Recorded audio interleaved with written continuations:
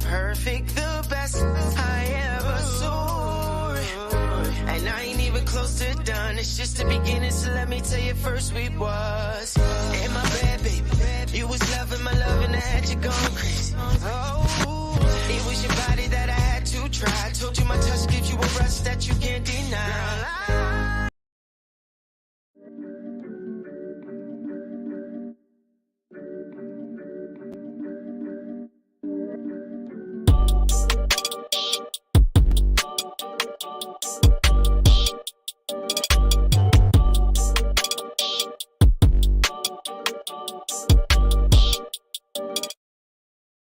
Good evening and welcome to another episode of Cigar Sundays. I am Chef Earl Pearl at DBCHEFTV, always joined by the illustrious Cigarden Panel with at I Am Jazz Garcelle and the God Ali Dawood L at BK Soul Farm across all social media platforms. If this y'all first time joining us, make sure to like and share the video. Also, subscribe to the channel, hit the notification bell so when Cigar Sundays goes live, you can go live.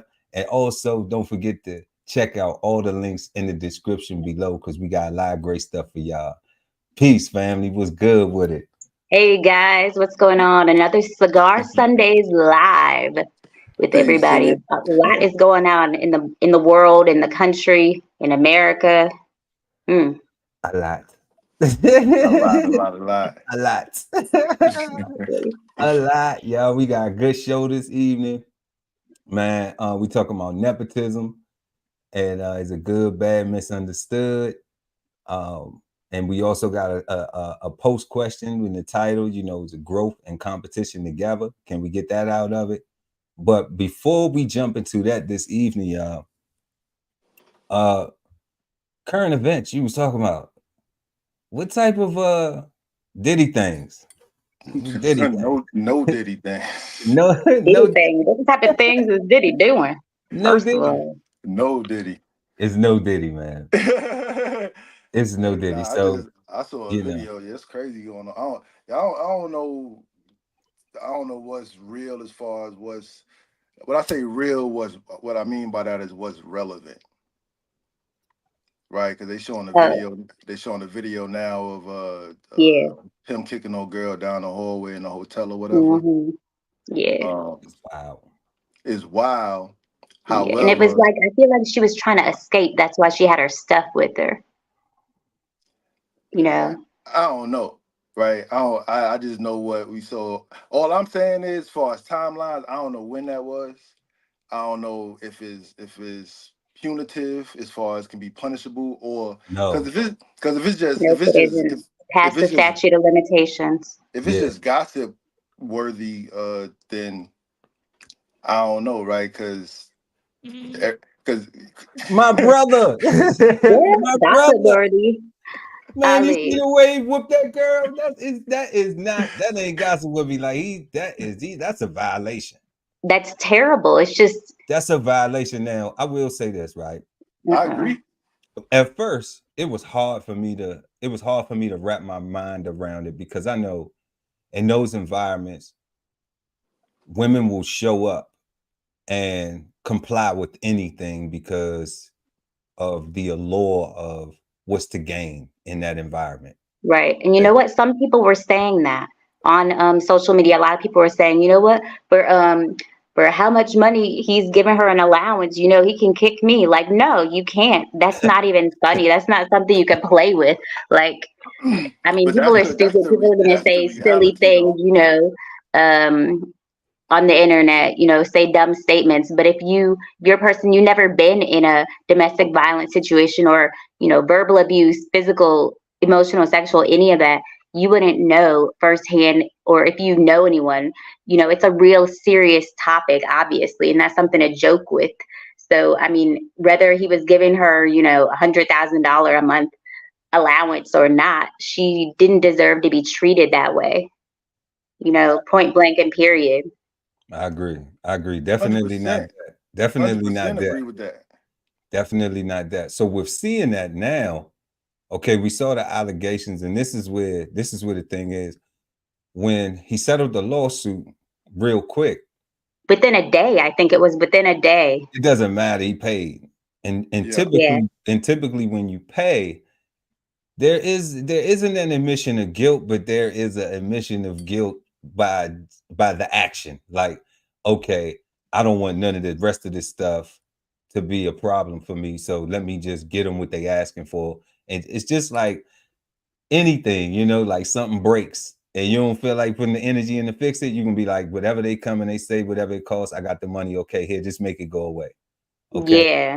Yeah. So, so when we saw that, that still left a mystery. That's still Right. It's still puzzling. It was like I didn't read the deposition, I guess, or the settlement was like over 60 pages or some long thing. And it's public record. I looked it up. correct. But And the depth is I crazy. didn't go through the whole thing. Yeah, the deposition is bananas. So I didn't read now, any of it. I don't know any of it.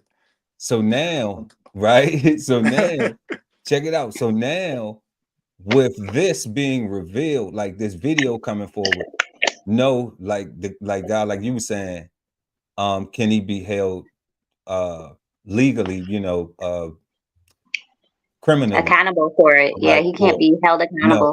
No, a For statute of nothing, like no civil, statute, not no for that, Nothing criminal, at all. not for that, not for that at all. So and he already Not for paid her that money. situation. and he So already paid and he, to for all that kidnapping and all that stuff. okay, we'll see now, Hold up now. That's not the same thing. No, now check this out. Hold up. Okay, now that validates that. See, and this is where I'm going. Okay, at first my mindset was that people show up and they will accept whatever's there for whatever reward that they get. And a lot of guys, even a lot of young ladies, was just like, okay, well, she stayed. It's easy to be like, well, you stayed because you enjoyed something. Okay, because Right. you were The getting red something carpet, out the of it. money, the glamour. Whatever it was. Yeah. But yes, those are the aspects.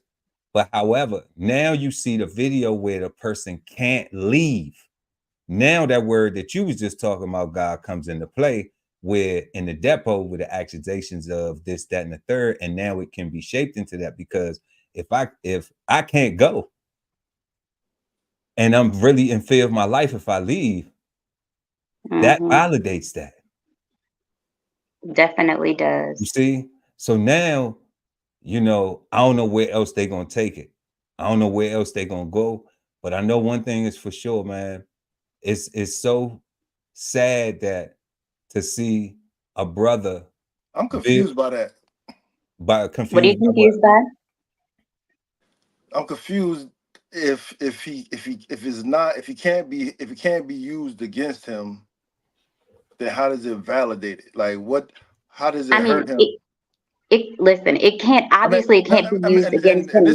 this is I'm gonna be completely honest. I'm totally ignorant. I knew that there was kidnapping charges, right? And I knew that the house got raided. And I saw this video of him punching a girl in the face. Yeah. That's what I saw, and based on that, I was like, yo, so is the video? Can he go to jail for that? And y'all was like, nah. So for me, that kind of knocked out everything else, because I'm like, so, but you're saying that is two different things. You saying kidnapping is a completely different charge with somebody else and other people? Like, how does that work? Yeah, I think the kidnapping, that's a whole different thing with different people, possibly. Maybe Cassie is involved with that as one of the victims, but maybe she's not. Maybe I don't know. It's so many details and so many layers to the situation that we don't know. You know, that it might come out, it might not come out, you know, No, but it's a so lot. nah. We're not doing that over here. So that's speculation, right? The speculation is we don't know, because I know I listened to the deposition, but I can't recall it. Okay. To know Right. if the charges of kidnapping were directly related to Cassie. I don't know that, you know, but I do know that if they are, Now that video, that video I validates. definitely that. I do 100% agree and That concur with video that. valates it. That's And why I was confused. That that's all yeah, I'm saying. Like it okay, just I it agree with looks that. bad, even though he can't be convicted, Yeah, you know, statute of limitations, plus he's paid money, different things have happened, you know, but Mm-hmm. it looks like, look at it though. Like, come on. Like, I don't respect no man to hit no woman, period. Anyway, you know, Yeah. like that's just, facts. you That's know, like I facts. Yeah. just But don't. he clearly he You don't didn't have to want her to punish, leave. That's you know. mm-mm. So you know, so like that's being held beyond. It's only so Yeah. many. It's only so many times that you're gonna attempt to leave because you're gonna get tired of getting your ass whooped. You see? So now you're Yeah. being held. Now you're being held against your own free will because you can't come and go as you want. You can't make a decision that I want to leave this. I'm tired of this Yeah, relationship. now that video was crazy. You know. So that puts that makes that more valid now. That makes all the stuff that's in that deposition and those accusations Mm-hmm. seem more real now. You know. I'm gonna be Exactly. honest with you though. Like watching that video, like nothing about that video kind of surprised me at all from the personality that I see, right? Like I see glitz and glam, everything gotta be perfect, everything's a show. So in my mind, that person is always on, right? So when they're off, like even that's probably controlled and shit like that, right? So it just looked like I ain't never been a person that would want to go to a puffy party in the first place. Right. Yeah. Yeah, I never been a get with either, trying to hang in the scene and Right, trying to, you know, nah. like if it was a way for us to go and be like, yo, son, I gotta end. I'm like, Yeah, like right, whatever. Like that's usually stuff girls want to do. yeah, right, Ladies usually enjoy that. and then Women, yeah. then the question is like, why would girls really enjoy that? What they trying to do, right? So so when it comes to all that stuff, like this whole, like personally, I thought that him paying off old girl that quick I thought it was extortion, right? I thought it was, You thought she was extorting them? Hold up. What?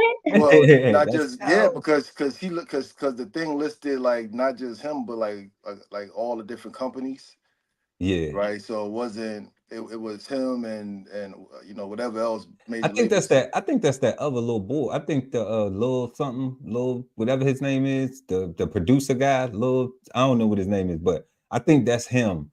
I think that's his lawsuit. I don't think that's Cassie's lawsuit. I think Cassie's lawsuit, if I'm not mistaken, Cassie's lawsuit is just directly about stuff that she did with Diddy. That it And was that's what she got paid for. yes, yeah. Yeah, so stuff there's that so had there's to a do with her. so there's another lawsuit with a guy with a little guy. Yes. Damn. Yeah, he got about 3 or 4 of them, you know what I'm saying? Like, and some of them are by guys. Oh, That's that's crazy. crazy. Yo, you know what's crazy about that? See, that's Yo, wild, man. what's crazy about that is as wild as it all is and seems. I'm convinced we do live in a days and time where somebody would lie about a homosexual encounter or about being raped or some shit like that, about doing some gay stuff for the money.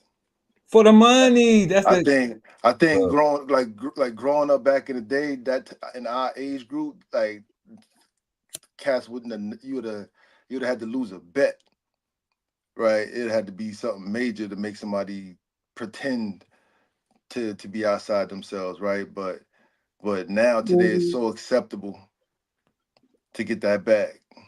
okay. And I was having this conversation with my wife, and my wife was asking me about that. And I said, you got to think people have participated in sexual acts, right? For less money, for nothing. Okay. Right. So if you got somebody who's providing an opportunity for you, then a lot of them people maybe, you know, when you talking about that casting couch and then be having the opportunity presented with people using their Oh, right. power, Yeah. you know, people using their power to be like, you know, well, if you want this opportunity, I'm gonna need you to do this. I'm gonna need you to give up that. Okay. Right. So you have to The look at it studio, where like it's the like, studio executives, that one guy who was just put away for that. right. You know what I'm saying? So you look at What? it Hmm. like, but the thing is though, is that some people are with it. And that's why they're able to continue to go. Like Right. everybody's not coming in there like, I'm not willing to do that. It's a lot of people coming in there because, like I said, if you already were a man, were a gay man, okay, and you trying to go into that situation and somebody asks you to do something that ain't offending you. You see what I'm saying? Right. Because you're already So, with it. because you Yeah. already with it. So that just really made you a little bit more comfortable with the situation, because now you're comfortable with doing something that you already do. And 9 times out of 10, ain't nobody never presented you with the opportunity for you doing it. You see, you might have been Yeah. doing it because you love somebody, or because, you know, who knows Yeah. what, you That's know, crazy. just because you's a freak and that's Yeah. the type of, you know, sex you like or whatever. You know what I'm saying? So, and then and now you're in a position where somebody asking you to do something that you ain't got no problem with doing anyway. And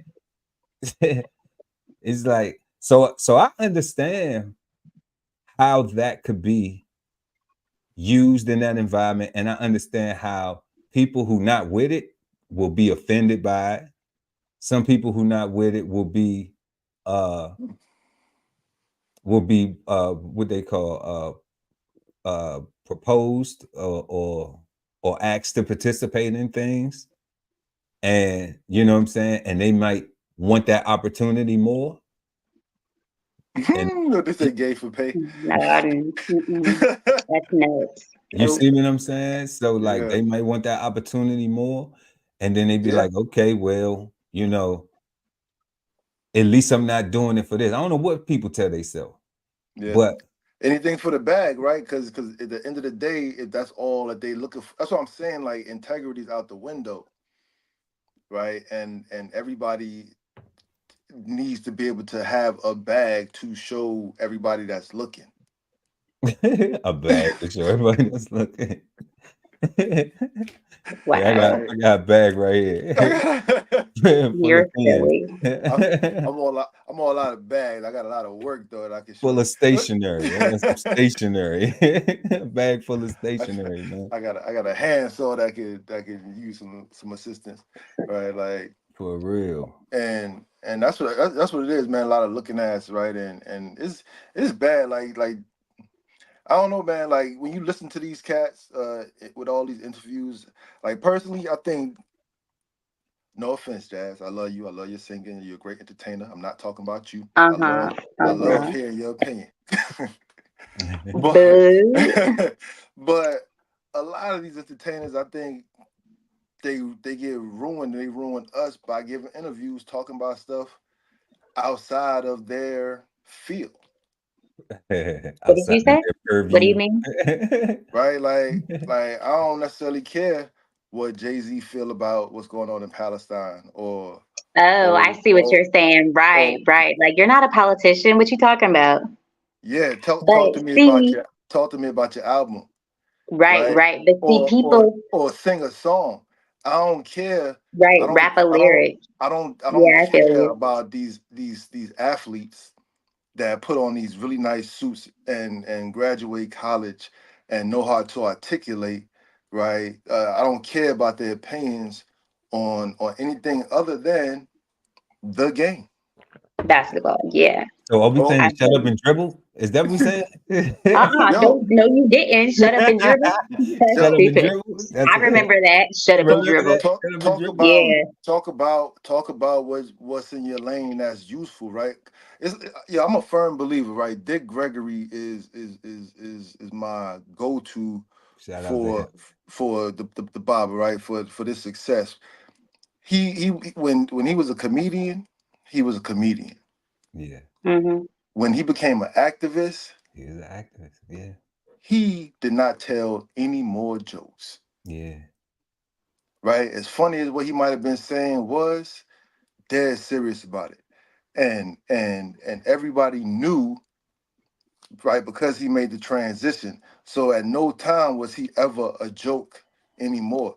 And it's hard to take people that's dibbling, dabbling in both worlds seriously, because if you will do anything for this bag, right? Because on the basketball court, you can't kneel, or you can't, or the football field, you can't kneel, you can't do whatever unless whatever. You got to do whatever they tell you to do over here. But when you Right. get off the field and get off the court, what are you gonna say? Yeah, when he around, I'm gonna shut up, but when he leave, I'm gonna talk again. That's funny, Yeah. but Yeah. it's corny, Oh, that check gonna get Debo. right? And Oh, that check and gonna and we get got a Yeah. bunch Debo. we got a Yeah. bunch of these cornball clowns leading us and giving us these examples of success because they got the appearance, they look like money, The bag. they got the Looks like bag, money. Feel like money. right? They got talent, right? So they are worthy of to be looked up to because they doing hot stuff, right? Like no denying, they Yeah, efforts right. and they talent. But I know what you mean. I know what you mean, Ali. You're saying, well, basically you're saying shut up and dribble. But I don't want to hear um, about their personal life, right? yeah, no, I I don't get want to know it. how you But raising your kids, I right? Like mean, that's just how it is. Like You today, said you're you don't gonna. even I want to know how mean, they raising their kids. either you can, put it in the either you song. can listen to it. You could either listen to it or pay attention or not, because the way that social media is today, and well, yeah, just mostly social media. An actor, a football player, whatever, can just tweet out, I had grape soda and oatmeal for lunch. Um, grape soda, this brand, you got to try this brand. It's so awesome. And then, boom, they get a brand deal, and a whole bunch of people are like following them and the brand deal. Like sometimes they just do it for, clout or for a brand. Maybe it's not necessarily real, but you know what I mean? Like, Yeah, 100%. when they're talking about things. But I know what you're saying, like when Which they're which is talking about which is worse, right? Because they're that's my problem. Because they'll promote anything for that check, and you never know where their heart is for real, right? Like we don't need any more gymnasiums, or not gymnasiums, or basketball courts in the hood, quote unquote, right? Like we need things that's gonna promote, because we're not getting again, no offense to the educators of the world, right? But from my vantage um, point, right, our children are not being educated to shape our future, right? They're being educated to maintain the status quo of today, right? And that is terrible to sit and witness, right? I send my children to school, and I'm like, man, I really wish you would have chose to stay homeschooling, right? Because you get a whole bunch of extra nonsense that not necessarily I don't agree with, but it's not necessary. do you mean like the social aspect of school, or what do you mean I'm exactly? talking about uh children don't come out of school not knowing how to balance checkbooks, not Oh, well, knowing how to that's maintain a a. whole different conversation, because I mean, I'm talking that's about like simply that's the so curriculum. since I get what you're saying. I get what yeah, you're saying. Like I'm certain saying things, certain they don't things even know should how to be count. taught They don't even know in how to count school. change anymore. Hold up, y'all. One at a time. Let's hear what we Oh, got. sorry. Oh, because Go ahead, Ali. hold up. Finish what you saying, God. What you saying? I'm saying like they don't even know how to count change anymore, Okay, yeah. Okay. Mm, right? Like our future is literally being left in the hands of people who are not being prepared for it, right? They are again maintain the status quo. I look at all my supervisors now that I'm older in my field and on my way closer to retirement. Just about all of the supervisors are younger than I am, right? And really? yeah, right. Even my colonel is younger than me, right? And I'm looking at their mindset and their approach to the situation, and how it contrasts to what makes sense, right, is so much of people pleasing and looking like you are doing something when you really don't care for real in your heart, right? You have no integrity, no intentions on really doing a really good job, but you want to look like you are. And we got this thing about checking boxes. And yeah, I mean, I complained about this to my child's guidance counselor, right? And she literally told me that it's okay that he's struggling. Um, this is where he comes to learn how that everything in life is not going to go his way, and he has to learn how to deal with people that aren't cooperative. I say, so how do you deal with people that's not cooperative? She said, um, you just remember that you just do your best. I said, yeah, but what do you actually do? What are you teaching them to do? How do you helping them to resolve their conflicts? How are you teaching them to resolve their issues? How are you helping them solve their problems? You just telling them to suck it up, and he just got to deal, right? So, and anything that he does in retaliation or in self-defense to said action is looked at negatively because he's supposed to know better. I'm like, what kind of nonsense is that, right? Like, you're raising victims from my perspective. Mm-hmm. And she said that's the curriculum, Mr. L. If you have a problem, you can write a letter to the principal. That's crazy. Wow. Interesting. What you Write a got, letter to Jazz? the What you got, principal. Jazz? What you got? Go ahead. Go ahead. Well, okay, since you want to bash the educators and whatnot, since you want to run to the principal's office and whatnot, write letters and stuff. No, I'm kidding.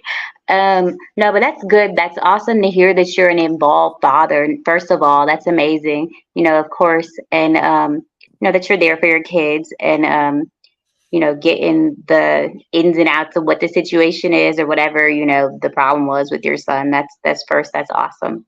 And secondly, yeah, there's a whole list of things I wish were taught in schools, like um, taxes, how to, taxes, stock market, just trade. I mean, there used to be some schools in our area that taught trades.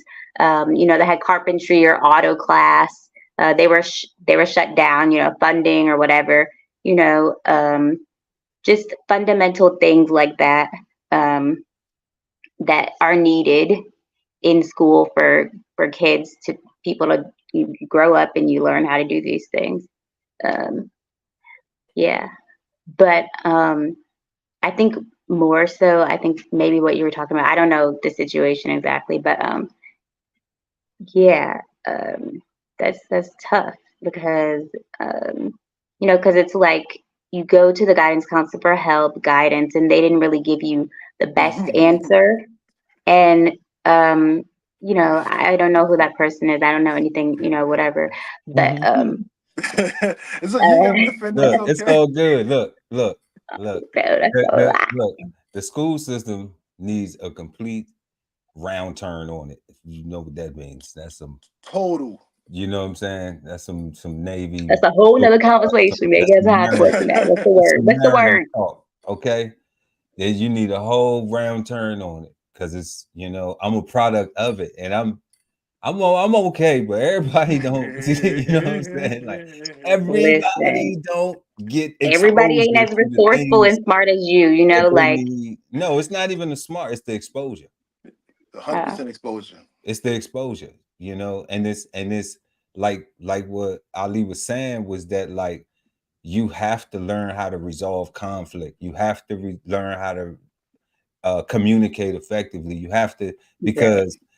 because now even in all these social settings, when you talking about, I know being in the military, it's like now it's not like where you there to be logical, to be purposeful, intentful, and where it's like I may be mad at something here, but you ain't gonna be able to tell it with the work that I produce, you know. So like I may not Hmm. like the environment, but I make sure that whatever our goal is, like you could count on me to be playing my part, to be doing the part that I'm supposed to do. I'm all in that. And when you got people coming in faking it, you know what I'm saying, to make it, and you can see because things aren't flowing smoothly like they need to be, you know, because people are focused on other things, more sociable things versus getting the work done.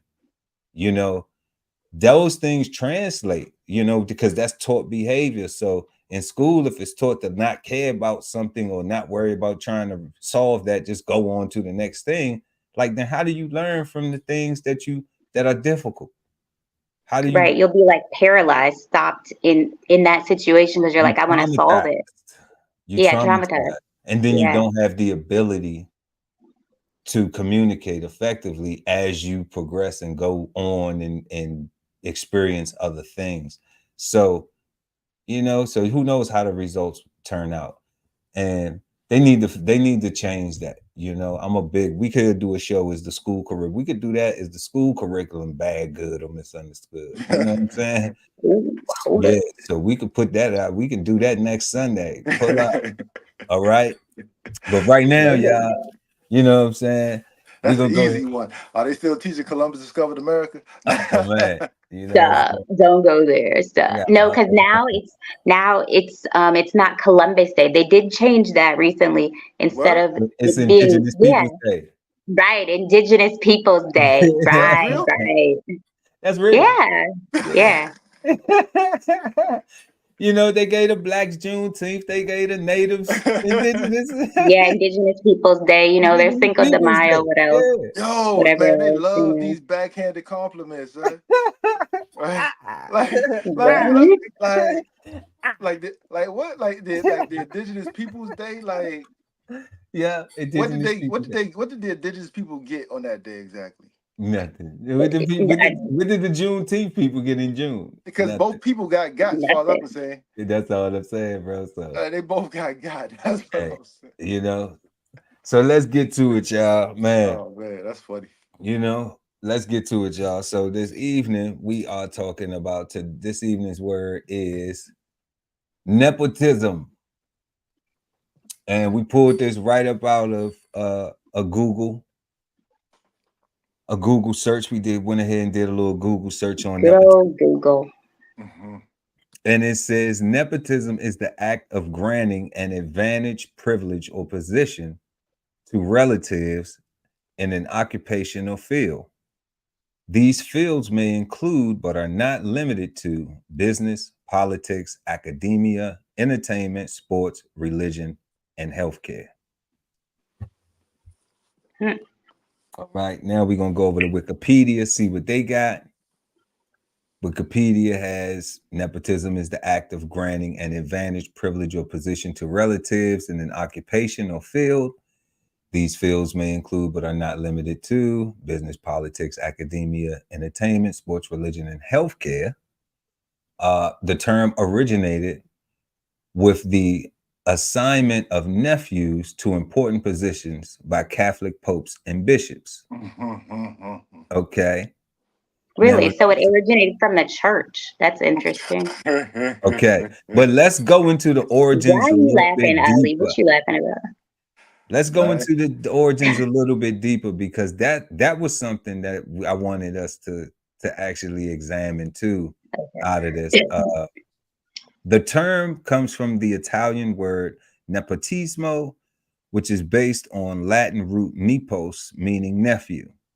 Since the Middle Ages and until late 17th century, some Catholic popes and bishops who had taken their vow of chastity and therefore usually had no legitimate offspring of their own, gave their nephews such positions of preference as were often by fathers to sons. Wow. Okay. Very interesting. Okay, I completely get it. It makes sense. All right. Let's see a little bit more. Let's go a little bit more. Several popes elevated nephews and other nephews to the cardinalate. That's that. No, So like maybe the cardinal? I don't know what that is. We would have to look at that because I'm not Yeah, familiar with that's the cardinal. structure Yeah. in the diocese. Yeah, Often, that's a cardinal. okay, so often such appointments were a means of continuing a papal dynasty. For instance, Pope Calaxtus III, head of the Borgia family, made two of his nephews cardinals. There you go. One of them, Rodrigo, later used his position as cardinal as a stepping stone for the papacy, becoming Pope Alexander the Sixth. Alexander then elevated uh, Alessandro Farnese, his mistress brother, Hold to up, mistress. okay. It just got His, Yeah. he it had just so he that's where the standard changed. ain't it? He had a mistress. The Pope had a Oh man. mistress. He was creeping. Okay. So then they said Farnese would later go on to become Pope Paul III. Okay, so Pope III was also engaged in nepotism, appointing, for instance, two nephews as cardinals, and his practice was finally limited when Pope Innocent the 12th issued a bull, Romanium Diaci Profitium. I don't even know if I'm pronouncing that word, but it sounds like some type of declaration he made in Yeah. 1962. Um, the papal bull proposed popes in all times from bestowing estates, offices, or revenues of any relative, with the exception of one qualified relative, could be made by a cardinal. Okay. So Hmm. going back to the actual definition of nepotism, we trying to figure out, hey, is this bad, good, or misunderstood? The act of granting an advantage, uh, privilege, or position to relatives in an occupation or field. These fields may include, but are not limited to, businesses, politics, academia, entertainment, sports, religion, and healthcare. So that's basically like everything, almost. So I say, I mean, I've heard when I was in college, we always talked about nepotism, and I think it was cronyism or something like that, one of those. Um, but basically, um, in our field or in broadcasting, you're not supposed to engage in nepotism. Like it's frowned upon in lots of businesses. Not all, obviously. In a lot, it's acceptable, especially in entertainment. You have a brother or your sister's in entertainer, and you want her to be on this show. You get her on it. You don't wait around, like, but that's different. But in like business, in the business world, and in particular in broadcasting, I learned that um, you're not supposed to do that. People are supposed to level up on their own. You're supposed to work, do the hard work, um, go from the ground out, from the ground up, or as the kids say, get it out the mud, so to speak. You're not supposed to have a person, a relative, specifically there to pull you up by your bootstraps and get you the position, because that wouldn't be fair to the people that are vying for the position fair and square, going to the interviews, going to the, sitting in front of the panel, preparing, and someone snaps their fingers and you have a job. That's not fair. But, life isn't fair in general. But that's basically what nepotism is: someone using their power and position for their relative to get ahead in their position, in their career field, so you in see life. favoritism Yes, based on kinship, basically. right? Yep, exactly. And that's where that's the example where I think a lot of people teach this aspect of it, this favoritism.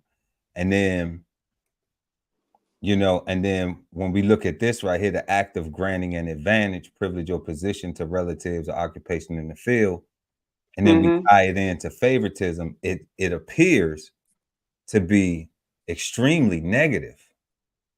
You know, it Yeah. appears to be bad. I mean, I wouldn't say that it's bad. I would just say it comes off as bad because, but I mean that's your family. Like you want to help them get ahead, but are you really helping them if you're not letting them experience everything it takes to get to that level of their job, the height of their position by doing it the right way, like doing the work, or just snapping your fingers and saying, "Hey, I got a call from so and so. You're now the executive producer of whatever." You didn't have to do anything. They just put in a good word for you, and that's that. You didn't have to interview. You didn't have to sit in front of a panel. So, I mean, yeah, it can be seen as a great thing, amazing thing. It depends on who you're talking to and who's in the situation. Who it benefits, I right? feel, yeah, the benefits, of course. It doesn't Right. mean that you're, a bad person because someone showed you nepotism. It happens. Like, Okay. but it's the people on the outside that aren't necessarily being granted the nepotism because I mean they're not in the family. They can't they can't reap the benefits. They're having to go to the interviews and you know submit the resume, all that stuff that it takes to get a job or in a position that you wouldn't have to because you're connected. Because you know somebody, right? Yeah, or that they're your family, your Okay. cousin, whatever. Yeah, Or or your play relative, or cousin. relative, Yeah, or relative. you Yeah, treating them as such, right? Because you right, put in the word exactly. for Hmm. helping you get something right over someone else. All right. Yeah, some And you some showing companies have it favoritism. where it's illegal. So let me ask this. Why is favoritism bad? Why is favoritism um why is favoritism so bad? And this is why I asked this when we correlated to nepotism. All Hmm. right. Let's say that that my family has a lot of land, okay? And we have some family businesses and we have things like that. Now, currently, the elders are maintaining it and managing it, okay? Hmm. But everybody's going to come to pass and transition, all right? Eventually, yeah. So, Hmm. what they're doing now is they're evaluating, okay, who is going to be responsible enough, who can learn this stuff so they can pass it on. All right. So are they Hmm. not picking the favorite? I Because mean, it. hold up. Are they not Mhm. picking the favorite? Okay. Because what you have to do is it's only a bad decision if the person you pick ruins or does not understand the task at hand. But you always want to Right, pick the best person for the job. And that exactly. is and that is not the favorite. That is the person that is in favor. Okay. So you don't want to say, okay, well, I'm gonna pick I'm gonna pick this nephew over here. Even though I ain't never seen him do nothing, never seen him manage nothing, I ain't never seen him complete nothing in their life, manage anything that I hold that I would as an elder who's looking at their level of responsibility. So I'm picking the favorite one, the one that's my favorite that I think exemplifies the most responsibility because I value this legacy. So it needs to be put in somebody's hands who values it the same if there's a chance at it continuing. And then they're gonna have to do the same thing. They're gonna have to evaluate through the next generation and pick the favorite, Hmm. you know? So that's where I'm just like, okay, nepotism could be good in that because from that perspective, they saying a job, all right? But Hmm. I'm looking at it like, okay, that is the job. The job is making sure that the family legacy continues. That's not a job. Or Yeah, no, that's are we going to definitely. only limit it to where you got employment? And then when you go in the employment sector, it's all about the favorites. Mm. An employment environment is all about the favorites. That's the reason why people cannot perform as well and still advance and still be promoted because somebody favors them. Right. There's favorites, someone that the employer likes over And that the may not other even be person. their family. Right. That may not even be their family, you know? Yeah. So that's why I'm like, okay, if I just push down your throat that favoritism, bad, but yet I show favoritism to people that I love and care about. I do stuff for them because I ain't doing it for everybody else. So they're in favor. I'm showing favoritism. Okay. If you do, if my mother called me and asked me to do something for her, you know what I'm saying? And my aunt called me and asked me to do something for her, and I just do it for my mother and I don't do it for my aunt, I show favoritism. Especially if I could do both. If I couldn't do both, then it's different. I had to make a choice of who I was going to help, but I still favor my mother.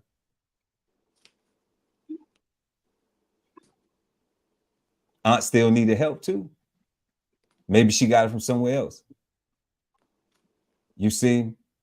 So that's why I'm just like, I don't know. We looking at, I don't know what y'all think about that. You know, I see favoritism as one of them words that's misunderstood.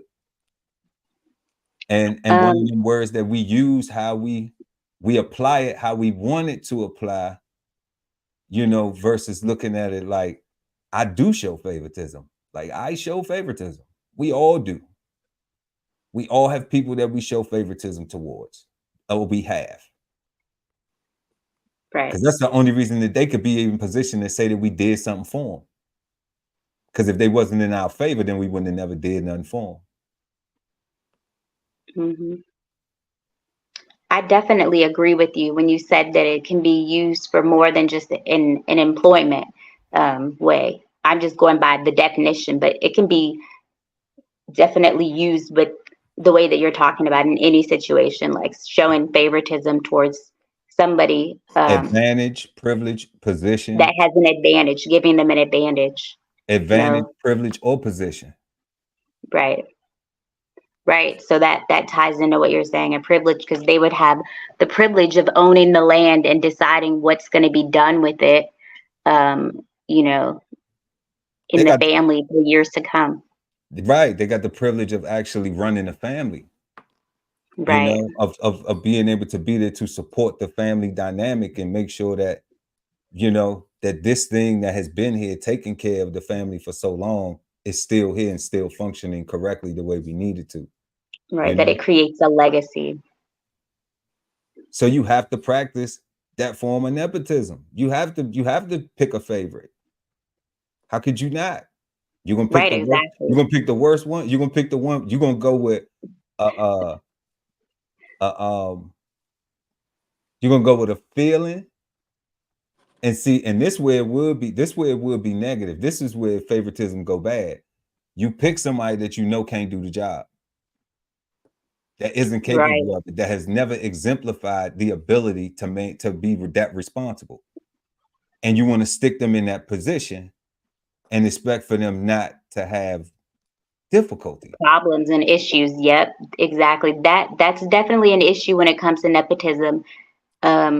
I'm not sure how often it happens, obviously, in the real world, but like, you know, that's why people don't want it to happen a lot in business, because who's to say your brother-in-law is the best person for the job? Just because they're your brother-in-law doesn't mean they're going to take our company, you know, up in, you know, life. You know, it could be someone else. Right, but if he's qualified and I know he knows the business, well, then, yeah, of course. And I'm going to keep the money in the family.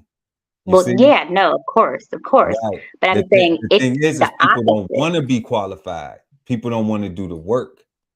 So then you have to pick somebody else, because what if you have, now look at the situation. What if you have this brother-in-law, all right, who's like, I don't want to actually work for it. I just want to gain a reward from it. Then I'm not going to pick that person, because I understand you don't want to work for it. You just want the reward. You don't want to work for it, though. Right. And it's the whole thing. You can't just get a reward for nothing, you know. But I need someone who's going to step up to the plate and do the work, because there is a position. You see, like, it's not just for nothing. It's an advantage. The act Okay. of granting an advantage, a privilege, or position to relatives. Yeah. So, but in that case, if they're not willing to do the work, then pick someone else, you know, relative or not. In that Yo. case, yeah. So Was a first, so me personally with nepotism, um I want to start off by saying I had uneducated understanding of the word. My we was talking before the show about how we was never taught that word prior to, you know, till recently, right? Right. And I was saying, uh, we've never been taught the word, but we have been taught the meaning, right? And that's where we got messed up at, right? So what I mean by that is, you know, we've heard stuff like, you know, why we don't do stuff like the Jews do it, or like the Asians do it, or like the other cultures or other ethnicities that group together and practice group. What's that? It's getting kind of hectic. Oh no, I just muted Jazz Mike. But yeah, but go ahead, God, because that's where we going. That's where we Right. going with it.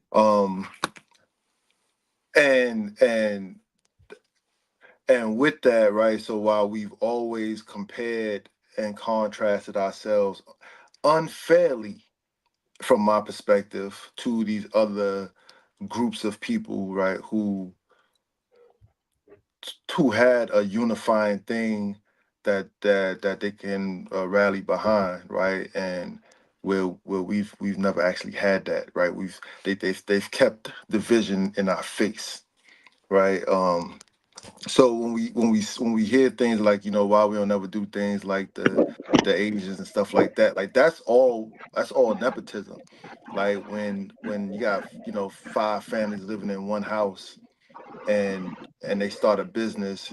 Like I remember growing up, and you'll see a bunch of uh, uh, Asian people open up a Chinese restaurant, right? They all be working in there and living in there or living upstairs, and then you'll see them rotate, and then you'll see another Chinese restaurant open up that they also own, right? But they just created a situation for the family to prosper and benefit, right? So if in my mind, the way that it looked like if you want to come to America, you got to be willing to make some shrimp fried rice, right? You got to come work for the family. You got to come work for the family, right? You got to come not only work, but have it in you to carry it forward, right? Which brings me to my next thing, right? We can't get generational wealth without nepotism. One more time, run that back. Run that Yeah, back. what'd you say? You cannot have or get to generational wealth without nepotism. One more time. 3 times the charm, because they Just ain't pick hear. I it. don't think they heard you the first time, God. You I was They didn't cannot. hear you in the back I, They ain't hear you in the back. You I, cannot get I to said generational wealth without nepotism. without You can't. nepotism. you cannot. You can't get to it. You cannot, right? So you know we so again, right? You know, another one of the issues is, you know, we only limit this thing to employee status, right? And when we think about it, so from my personal experiences with people that I know and love, right? Um, have been in positions to put people in positions and have not, in fear that the person might make them look bad, or the person will get fired and ruin their reputation. And they might even have an example of getting a relative hired and that relative, you know, acting a donkey, and somebody saying something to them which might hurt their feelings or make them feel responsible, and therefore shy away from ever bringing somebody else back to the organization, you know, because that person is not worthy enough, you know, you might make me look bad, kind of thing, right? And I think that if we had nepotism, we would recognize that that person was the wrong person, right? So I need to practice better discernment, but at the same time, I can't close a door, right? If I have an ability to open the door, I need to keep the door open and usher people through this door. The favorites. The favorites, right? The Yeah, ones that the the ones favorites. that want to work, the ones that want Yeah, to come to America, yeah, absolutely. right? And they should have, you should give them the opportunity to do that, right? But just because we get burnt one time, and just because somebody might say something, even though them saying something don't necessarily affect you or your position or your money or anything, it just gives them something to talk about, which shouldn't matter really, right? It depends on the person, man. Some people, these words, some people are extremely offended by words. That's true, 100% facts, right? You know, And I'm like, you know, I'm pro. You know, I think that is the only thing that the Black community, African American community, the freedmen community, right, the melanated people of America are missing. I like that. Do they got that out? Melanated Peoples of America, the MPOA. Is that Oh a my new, gosh. is that a new 501? The MPOA, You're silly. the Melanated Peoples of America. We demand a check. Oh my Right. gosh. If that's the only thing that we don't do, is we don't practice nepotism, right? We practice competition amongst each other, and not, we don't look for favor, and we don't look, you know, we don't do Psalms 133rd, right? We again, it's competition, and it's, I gotta win, right? And it's and I gotta beat you, and it's, and I'm not in competition with my brother. I never want to beat my brother. I want Never. I want to make my brother stronger. I want my brother to make me stronger, but I never want to beat my brother. I don't want to hurt my brother. I don't want to see my brother not win, especially if it means that I get to win. Like, that's corny. Especially if it means you get the win, right? Like, if you gotta lose in order for me to win, right? Then Yeah, Yeah, of definitely. course. Especially for somebody you care about. You know what I'm saying? First of all, like most people don't even be in a position. Most people are never in a place where they're helping somebody that they don't care about. Whether they giving them, like it say right here, advantage, privilege, position to relatives. You know what I'm saying? Whether you giving them information, whether you providing shelter, whether you providing a position, something, privilege to my information, privilege to my shelter, privilege to whatever it is that I have that you don't have access to, that I allow you access to. That is still showing favor, because can't no average Joe just walk up to you and be like, hey, I need this from you. Can you give me this? Right, facts. exactly. Okay. Okay, people could sum it up. They could add it up how they want to. Okay, but I'm talking about in the real world. I'm talking about where we ain't in delusion. We ain't. It ain't no fantasy realm. Yeah, Okay, yeah. so you could be practicing it, and then people still don't understand it because they offended. You know, whatever. Like that's just how it goes, man. Like I don't get that part, but I do get the part where we need to practice this more often. We really should be trying to, that whole each one teach one, share the knowledge, share the information. And in that, working together, that what you had on your shirt last week, family economics. Family, bro. The only way that you can get the family economics is through the act of granting advantages and privileges and position and information to relatives about occupation and fields. Got to put them in position. Got to put them in position to win. You got to want to see them win. You got to want to put them in position, right? And they gotta want to be in position. And they have to want to be in position. Right, like, because you can have all the desire in the world, but your expectations are limited and stops at you. Right, like you wrong. Like I said, we did expectation show. As soon as you put expectations on somebody else, like you bugging. Like you can have hopes. You can have... It might. It may. It may. Right. I don't know. I think your spouse is the only one legally that you can have an expectation over, right? Because like y'all stood there in front of God or in front of the judge or in front of each other and said, you know, your vows, right? So you guys are putting pressure on each other, right? Giving somebody else permission to have an expectation of you. But yeah. I don't know. Yeah. No, that's fair because I mean you have to. How else you gonna make it work? You can't be doing something that the person don't like. You know, like that's gonna be confusion. That's not gonna be no peace at home because that's what I'm saying. Yeah, because both people gonna be doing it. Either person gonna be doing something that the other person disagrees with. Yeah. And you know, if the house is functioning, everybody's in order and agreeing about certain things. Everything don't always have to be shit gonna come up. But as a whole, yes, come on. Your wife can't come to you and say, hey, I don't like this and why you do this and explain and have a conversation and you don't examine it and try to be, you know what I'm saying? And try to be better. Get out of here. You don't matter. And that does not work. I'm gonna tell you something. That does not work. I did that before. I was a person like that. Like, man, you bugging. I don't want to hear that. You tripping.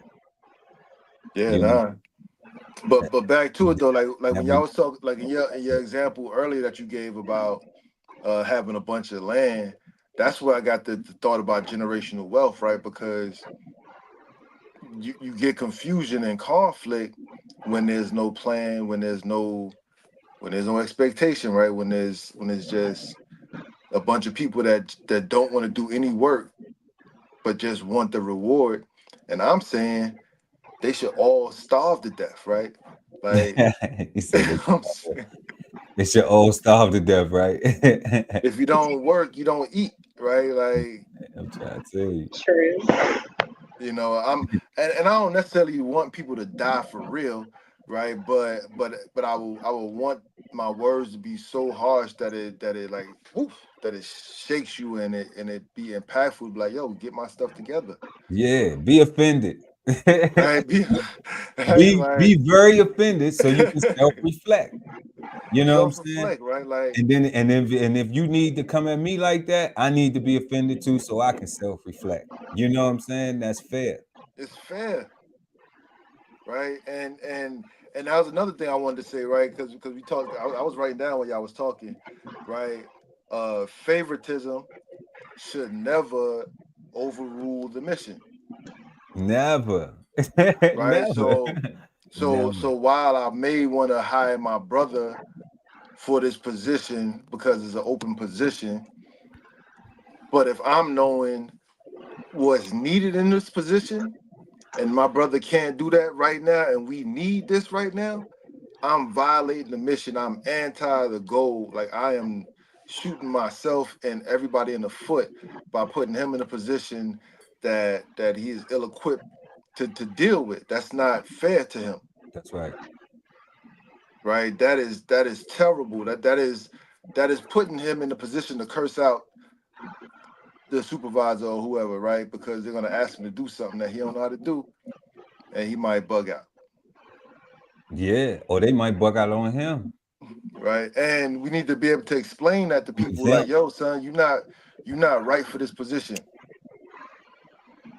Right. Right. Yeah, you gotta be honest with them and just say, listen. It's like after the fact. Right. After the fact. Yeah, after you afforded them, after you allow them use your influence to get them in that position, then now you setting them up for failure. You set them up for failure, right? Like, and that's why, that's why I promote family economics, man. Like, even if y'all going through struggles or troubles or whatever, it's still about the team, because teams win.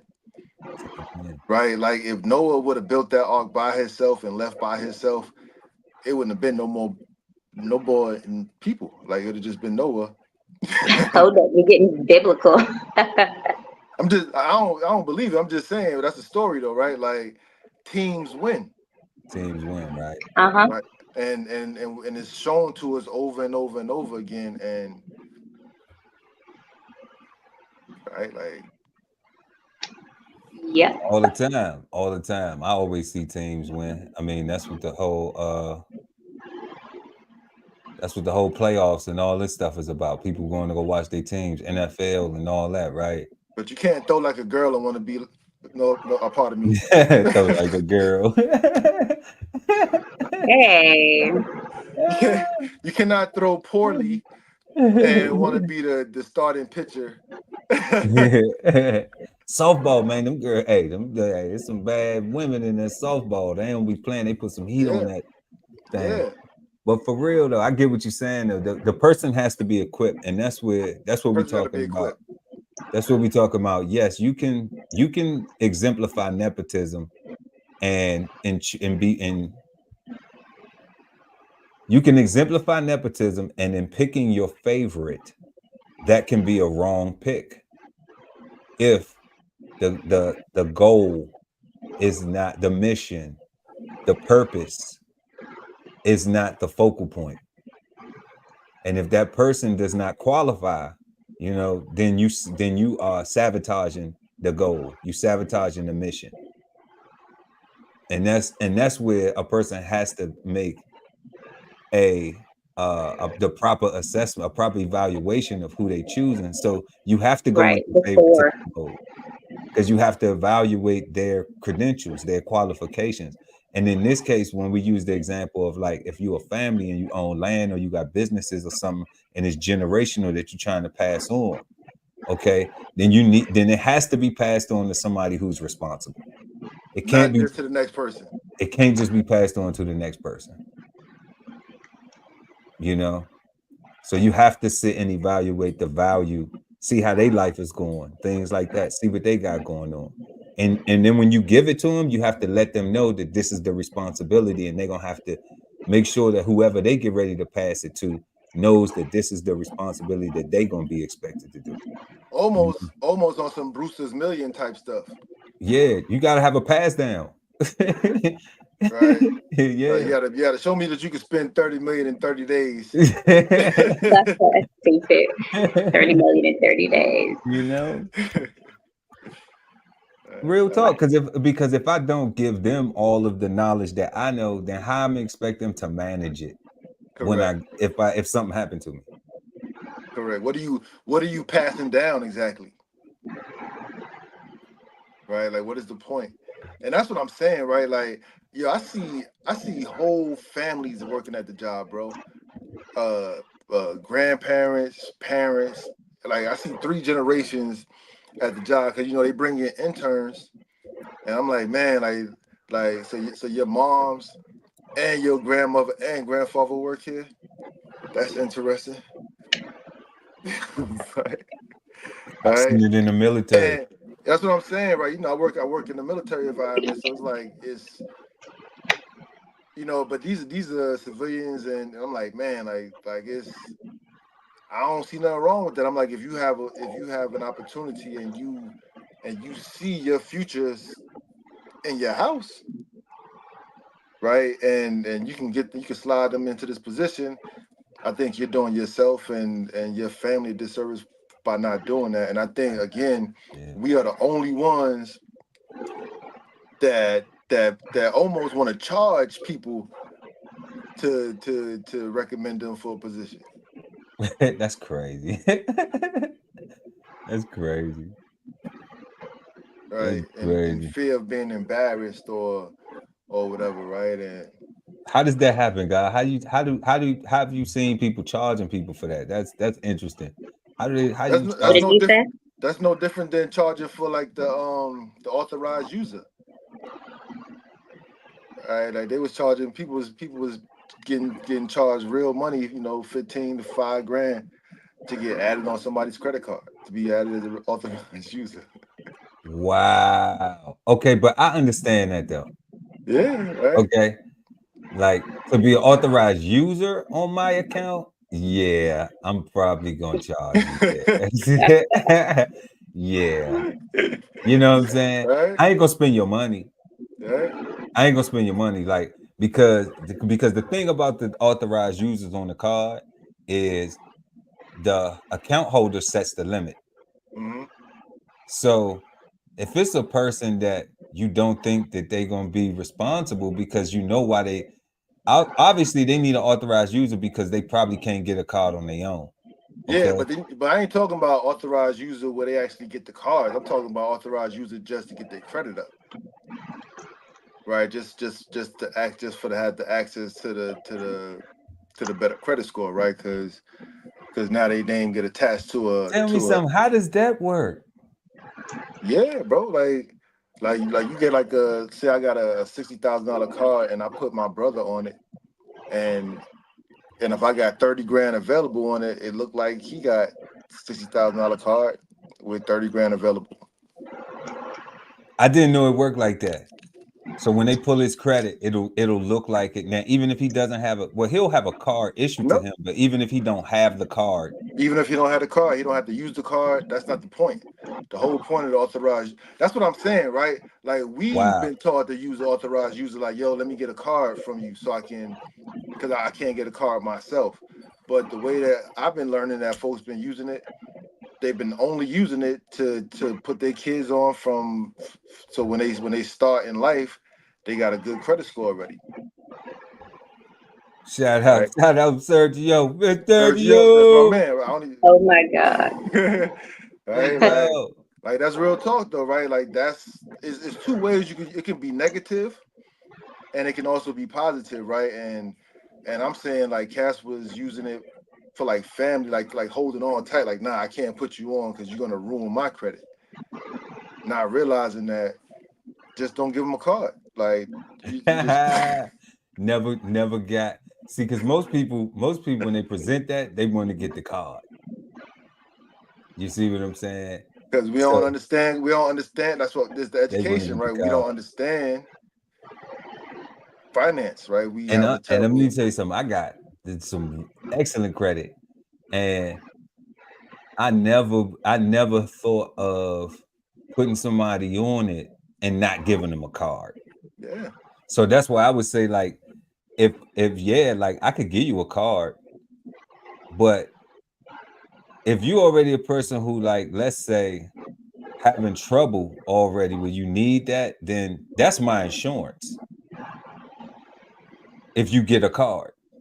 So if you get $10,000 worth of insurance, if you get a $10,000 limit, they'll be like, how much you need? You need a $10,000 limit. Okay, no problem. You need 15, 20, 30, whatever. All right, no problem.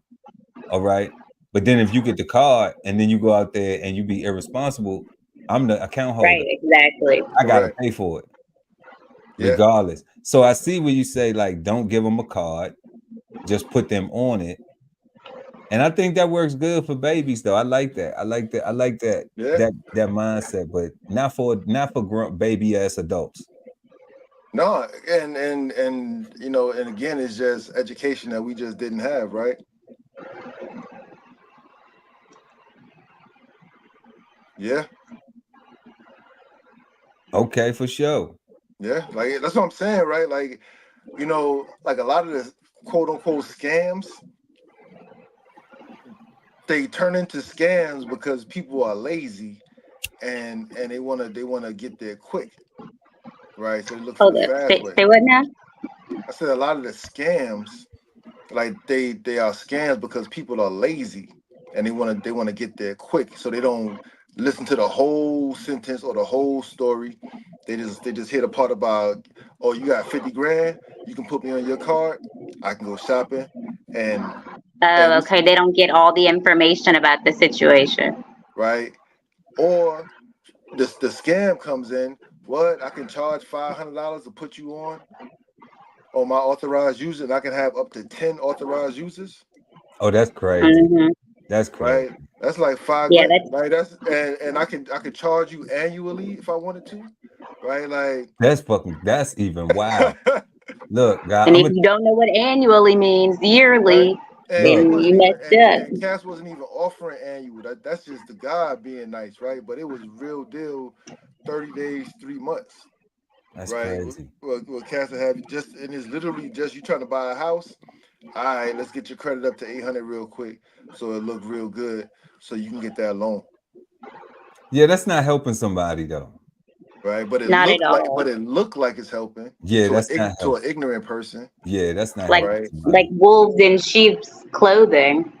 Yeah, It's yeah, well, you it's definitely gonna get predatory. ate up. Yeah, you definitely gonna See, get ate but up. it started out as a good thing that turned negative, right? Because it's like, you know. So yeah, back to nepotism. I'm pro nepotism. Yeah. We on that. So like even because that's even still a form. That's a form it's trying to give, trying to favor a relative or friend. You know what I'm saying? That's And trying, nepotism. Yeah. yeah, it's trying to favor a relative or a friend and trying to actually empower them in some form or way. And that's what I was gonna say. Like my thought of the nepotism, where like Sergio was saying, get the kids a card, set the limit, and show them the 30% rule, right? So like Mhm. I have always the 30% rule for sure. Okay, that's if you use them. But I have always said, okay, if a person comes to me asking me about getting a credit card or how I manage credit, okay, I'll say I'll refer you, right? So I can get the reward points for referring you, whatever that is. Okay. However, what you should pay attention to is that it's a discipline called in lieu of cash. Okay. So like I should shout out to the 30% rule because that's for sure. My discipline come before the 30% rule, which is the in lieu of cash rule, where I'm not worried about carrying 30% on my card and it affected my credit score because I'm going to use my card in lieu of my cash. Mm-hmm. So every time I use the card, even if it's a credit card, okay, I'm going to pay it off. And what I'm essentially doing is I'm not spending more than I make. And that's a lesson that they need to teach in school, right? Living within your means. Living within your means, right? So you don't have to carry 30%, even though that's a good rule in the practice in the space to maintain your credit score at a certain level. Absolutely. You know, but I'm like, I don't need that rule at all if I just practice, if my discipline is in lieu of cash, where I say I'm never going to spend more than I make. And whatever I got to spend in my budget, then I'm gonna put it on this card and then I'm gonna pay the card off. I'm not gonna spend it on this card and then go spend the cash. This way, what it's gonna allow me to do is I'm gonna be able to increase my credit limit because I pay my bills on time. So when I call that specific lender, I can say, hey, I need more credit, and they see me paying it off on time. So they'll increase it because now our trust is there. That they gonna loan me, I'm gonna use it and I'm gonna pay it back. Correct. You know. Mm-hmm. Big Dog said school won't teach it. We gotta teach it. Man, you know we need to do. I ain't messing with you right now. Happy belated birthday, dog. You know we need to do. Let's bring it back to the bottom of the map. You know what I'm talking about.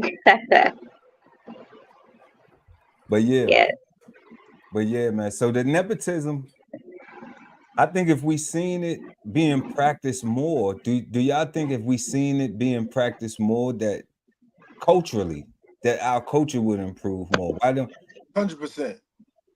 You know, the culture that we You mean say with us, you mean? Yeah, within the Black community. 100%. I think it depends on what industry, but I think it does happen. I mean, I'm not going to say it doesn't.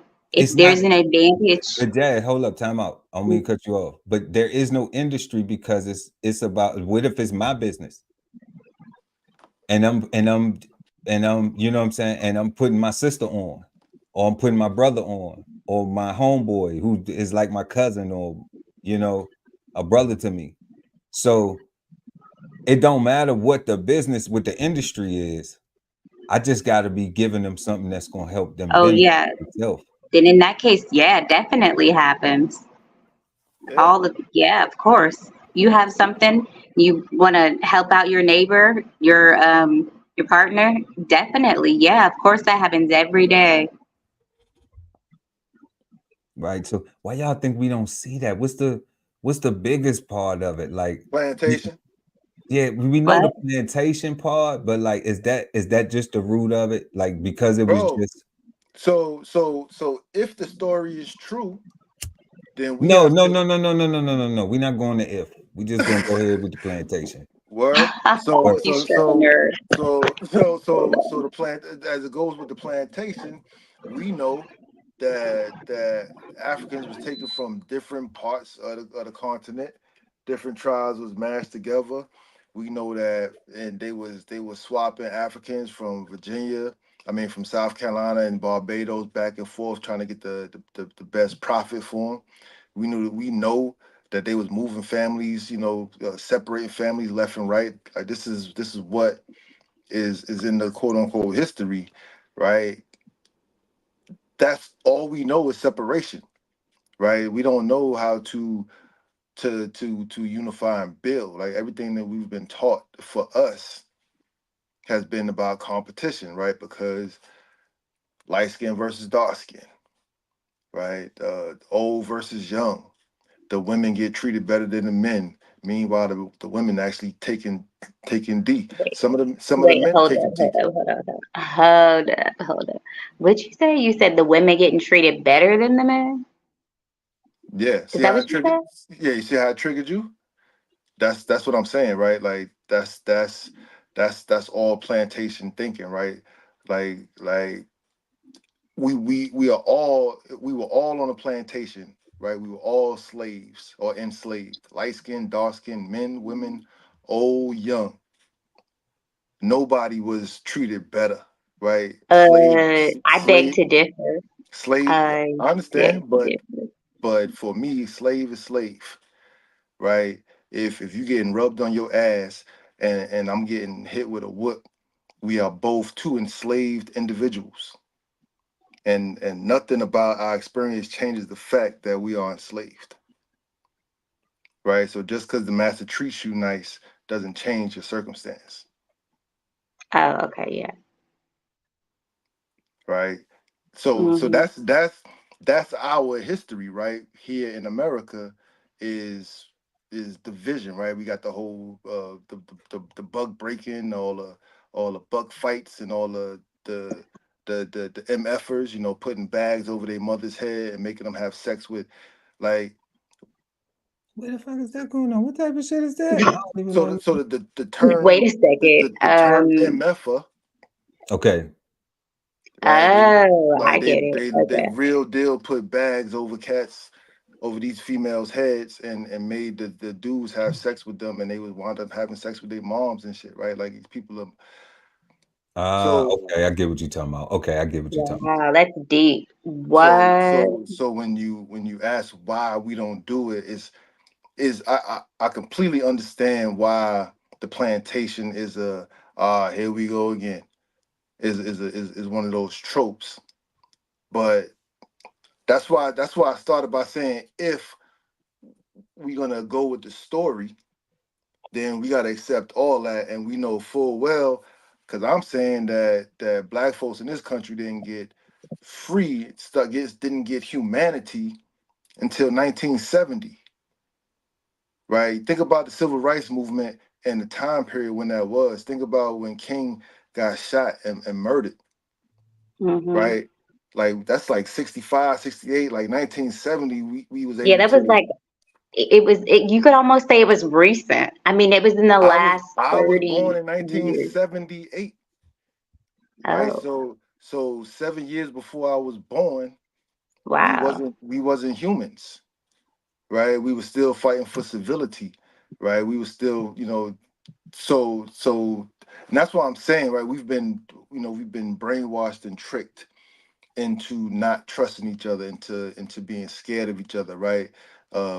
Black men see each other in the streets and we mean mug instead of salute, Mm-hmm. right? Right. That is all trained. Like it's that whole it's you got two dog owners and they got their dogs on a leash and the dogs are going back and forth at each other. Meanwhile, the owners having conversation, right? It's the Hotel Rwanda situation is what's going on in the Congo right now, which stems from they made a whole movie about what happened in Rwanda, Hutu and Tutsis, and Mm-hmm. and everybody forget about the puppet masters and want to focus on the quote unquote black on black crime. I'm like, yo, miss me with all that, right? Because unless you want to talk to me about the whole entire truth, I'm saying I apologize. Man, go ahead. You don't That's have what to. you You don't have to. said. That's how you feel. Don't That's you don't stop in have the to middle of the apologize. bill. Don't I stop in just the middle of the I bill. just wanted to know when we started talking about this. But no. I mean, No, so that's how you feel. You we need nepotism. We need to build family structure. We need to understand and recognize the importance, right? Again, even if we got issues, right, we need to recognize the importance of working through those issues and making sure that we don't propel those issues in the future. Mm-hmm. If father and son have an issue, then that issue does not need to transfer to the grandchild. Big facts. right. It, Exactly. it needs to either be resolved or it needs to stay where it belongs, right? It does not need to go further than where it needs to be at, right? And we just need to do better, right? So I'm all about nepotism. I'm all about um, I don't care if you quote unquote ghetto, right? If you need a job and you qualified, if you can read and write, right, and you can learn how to do this job, get your ghetto ass in here, get to work, That part. right? You're not gonna embarrass me. I'm so sick and tired of having to be or having to feel like expressing myself as who I am is an embarrassment, right? You only hear us talk about or we only hear us allowing people to say that somebody is letting down our culture, right? We Right. allowed these people to just tell us that Kanye West was letting down the black community. It was all kind of memes going around talking about now we give him away. We'll take this white boy, correct, this Caucasian over Kanye West because we don't like his politics, right? And I'm like, Yeah, that's that's I get what you're saying. He's not a good example, but yeah, he's not a good Yeah, he's example, a but terrible but it's example. it's it's no, but he's not a terrible example. I get the point. But what we looking at is like, okay, we don't know Kanye personally, at all. Right. right? So we only get to judge him based on things that we see Right in the in the public. me- Yeah. in the media, right? In the media. Yeah. So when we see that, and then it's hard not to see the things that he does that don't match up with our other moral compasses Hmm. and not group it into the same bag when we see him doing something that may be beneficial, you know. So Yeah. that is a thing where, like, back in the day we ain't really had that, like we seen Malcolm X's movie, but nobody knew about Right. Malcolm Little's past prior to him being in Harlem. And you know what I mean? If you never would have made the movie, his legacy would have just been this brother was in Harlem and he was one of them cold brothers who was standing up for rights and trying to get things right and things like that. Nobody never would have knew all of this stuff that he had to overcome to become Right that. before he became Malcolm X. Right. They would have never known his Yeah. path to get there. So you know, when it comes to Kanye, we looking at like, okay, your path don't line up with your narrative, but people got to understand that people do grow.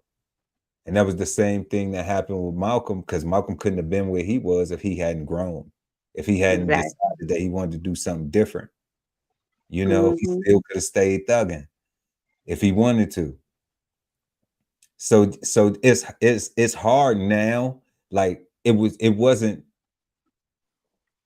as shocking then, because we ain't had the movies, we ain't had the cameras, we ain't have all the films, we ain't had the YouTube. Right. Smartphones, all that. Now it's ridiculous because now we got real deal computers that got access to almost everything. So right, you know, and now we get to see his other moves, because his life isn't, he don't get no privacy no more. correct. Right.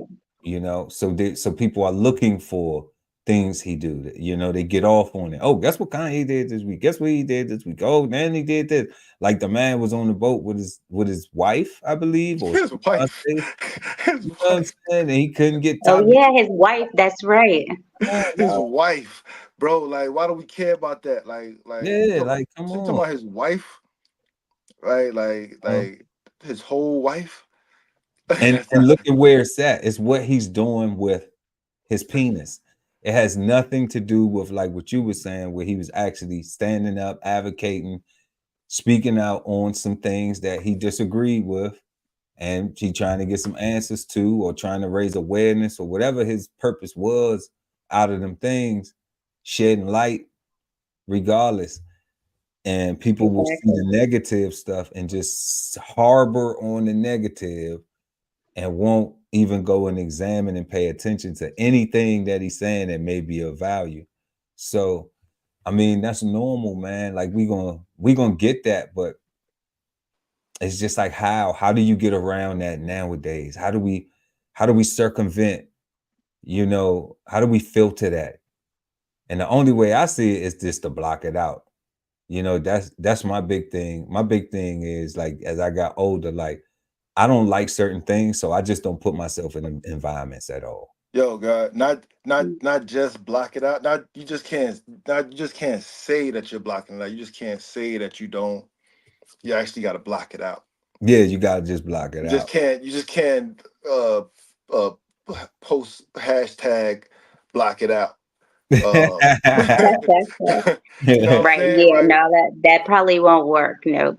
Right. Hashtag block it out. Like That's what we the doing. whole letting everybody, that whole stay woke, letting everybody know that you woke. And Oh man. right, like, nah, you just gotta wake up and realize that over there is when you're ready to take a nap. And Yeah. right? And they see you when they see you, right? And they be like, damn, I ain't seen you in a long time. Yeah, it's because I've been working. Yeah, I had stuff to do. You know, I was focused. Right. You know, I was really focused Yeah. on trying to get something done. Let's check out some of these comments right here, right quick. Okay. Bro said we need to teach, mentor, help each other, giving them the self-sustained within the community. We don't see it because everyone is out for self. And that's American, right? Pull yourself up by your bootstraps. Like they tell us that, and we believe that, and we force that on each other. I did it, so you got to do it yourself. But they practice nepotism. That part. You know what I'm saying? Whoever the they is, right? Because it's everybody else. They, you know what I'm saying? You're right. It is. I mean, it's whoever's not doing it. Yeah. Right.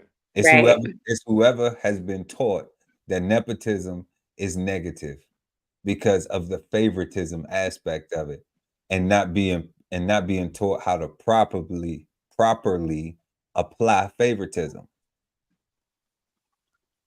because we all have to do it. You know, it says we need more nepotism. We have similar experiences, but we need to really teach one another. Group That's a economic fact. theory. Start small with family work your way out to the community. Real talk, family. That's a fact. Yo, and that's another thing, right? Like, you know, I've been realizing lately that that it seemed like we have people further away from us know way more stuff about us than the people closest to us, right? Like our friends may know more things or have quote unquote know more secrets or know more of our goals and aspirations than our quote unquote family members, right? And Well, it's like, anybody you spent time with, especially if like I'll say like, okay, if you spent time with building something, right? And then you had a person you was talking to while you were building it, yeah, you were sharing, Right.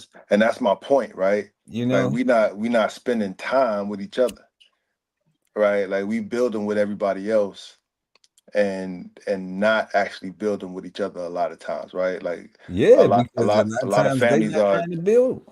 everybody's trying to do their own thing, pull themselves up by their bootstraps, Right. trying to make a name for themselves, trying to stand out, right? Yep. Everybody's trying to be Neo, right? Everybody's trying to be the one. And you know, meanwhile, I just want to be Enzyme. In this space, though, it is still a one, though. In this space, it still Yeah, is a one, and it's because of the inability to practice nepotism. It's because we haven't practiced it enough. It's not normalized, it's not, and we need to normalize it. We need to right? super normalize it, right? And Exactly. start with all the little kids you know, all the people that you know closest to you, and work your way out, right? Like what If they their say. parents allow it, you know what I'm saying? Right. Like, If their parents have That's yeah, to what I'm like allow saying. if it. it's not your own, Yeah, if it's not your own, you know, when you talk about like a person like myself, okay, like I could help somebody else. Like I could help somebody else, my friend, my nieces, nephews. And when I say my nieces, my nephews, I got cousins who like my brothers and sisters, and they all got babies. correct. So Mm-hmm. those my nieces and nephews. You know what I'm saying? They might be Right. little cousins, third and fourth, fifth, but you know what I'm saying? Like Pac said, touch one of mine. Yeah, You know what I'm y'all do saying? that in your family, that whole third, So fourth, fifth. nah, we don't do that. I mean, in some That- parts of the family, it's you know it, but you don't do that though. Like we don't be like, oh, yeah, you my second cousin. You nah, we all family. We all yeah, we all cousins. You family. know what I'm Yeah, saying? Because like if you play with somebody, yeah. yeah. You You be know? bleeding. Yeah, that's my family. Yeah. So like it's not on that. But when you look at that in an effort to practice nepotism, you know, in an effort to have some influence and give them some the ability to advance, Mm, right? To be able to take advantage of opportunities. Um, what was that? What did they say? An advantage, to give them an advantage or a privilege in a position, you know, Mm-hmm. then you have to have cooperation. It can't be a struggle. It can't be a battle. It can't be where you have a cousin who is, you know, secretly in competition with you to they self, okay, and they don't want to admit it, so they don't give you access to the child because then they feel like it ain't their influence, you know. And Right. Exactly. these things happen in families because they do. it's like how could you call somebody and ask them for money, you know what I'm saying, in your time of distress, right? But you wouldn't allow that person to be in a life to influence your child when they don't have no other men in their life that's influencing that child to be on the same type of time that they on.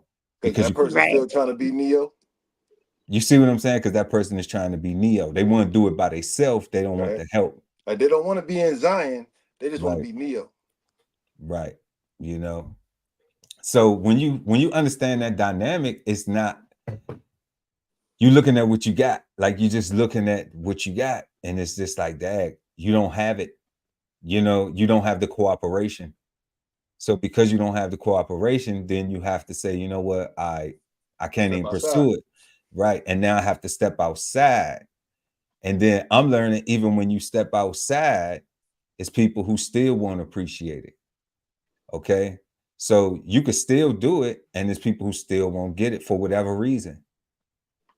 you know. Exactly. So it leaves you in a neo space. It leaves you like, well, you know what? I can't get nobody to go with me over here to, you know, to this place. Then I'm gonna go on my own. And then whoever else come with me, whoever else wants to be there too, then I'm rolling with them. I'm like, yeah, let's go. Let's get it. You know, so that becomes your new family, your friends, your relatives, because it's all part of the collective. And that's what you're ultimately contributing to. I think that the people don't see the collectiveness of it because they so stuck on the individual. Sergio's point is pull up his last point about the mentorship, because Right here. yeah, because that's huge right there, right? Because Mentorship is needed. If I want to learn how to start a food truck, but a friend I know have a food truck, I need to talk to them and see what bumps he hit that I can learn or not hit and fast track to starting the food truck. We need mentorship on every level, but we also need follow through. Right? Absolutely. And what we also need, in addition to that, is realism, right? Because what he said, if I want to do a food truck, Right. so he has to already have the want to and desire already to do something. Oh yeah, he wants to do it already. Specific, not just do something. He wants to do something specific. Specifically. Right, and that's the thing, right? Because he wants to do something specific, he's gonna focus his attention. He's gonna support his interests and live, right? He's gonna talk to a person Like who has a food truck already, right. and be like, "Yo, my man, how hard was this?" Right. School me to the game. School me to the game. Let me know what's up. Right. You know Right. what I need to do. And Buddy gonna realize, because he's a businessman and not a hater. He's not gonna see competition per se, because he's gonna realize there's mad blocks in the city.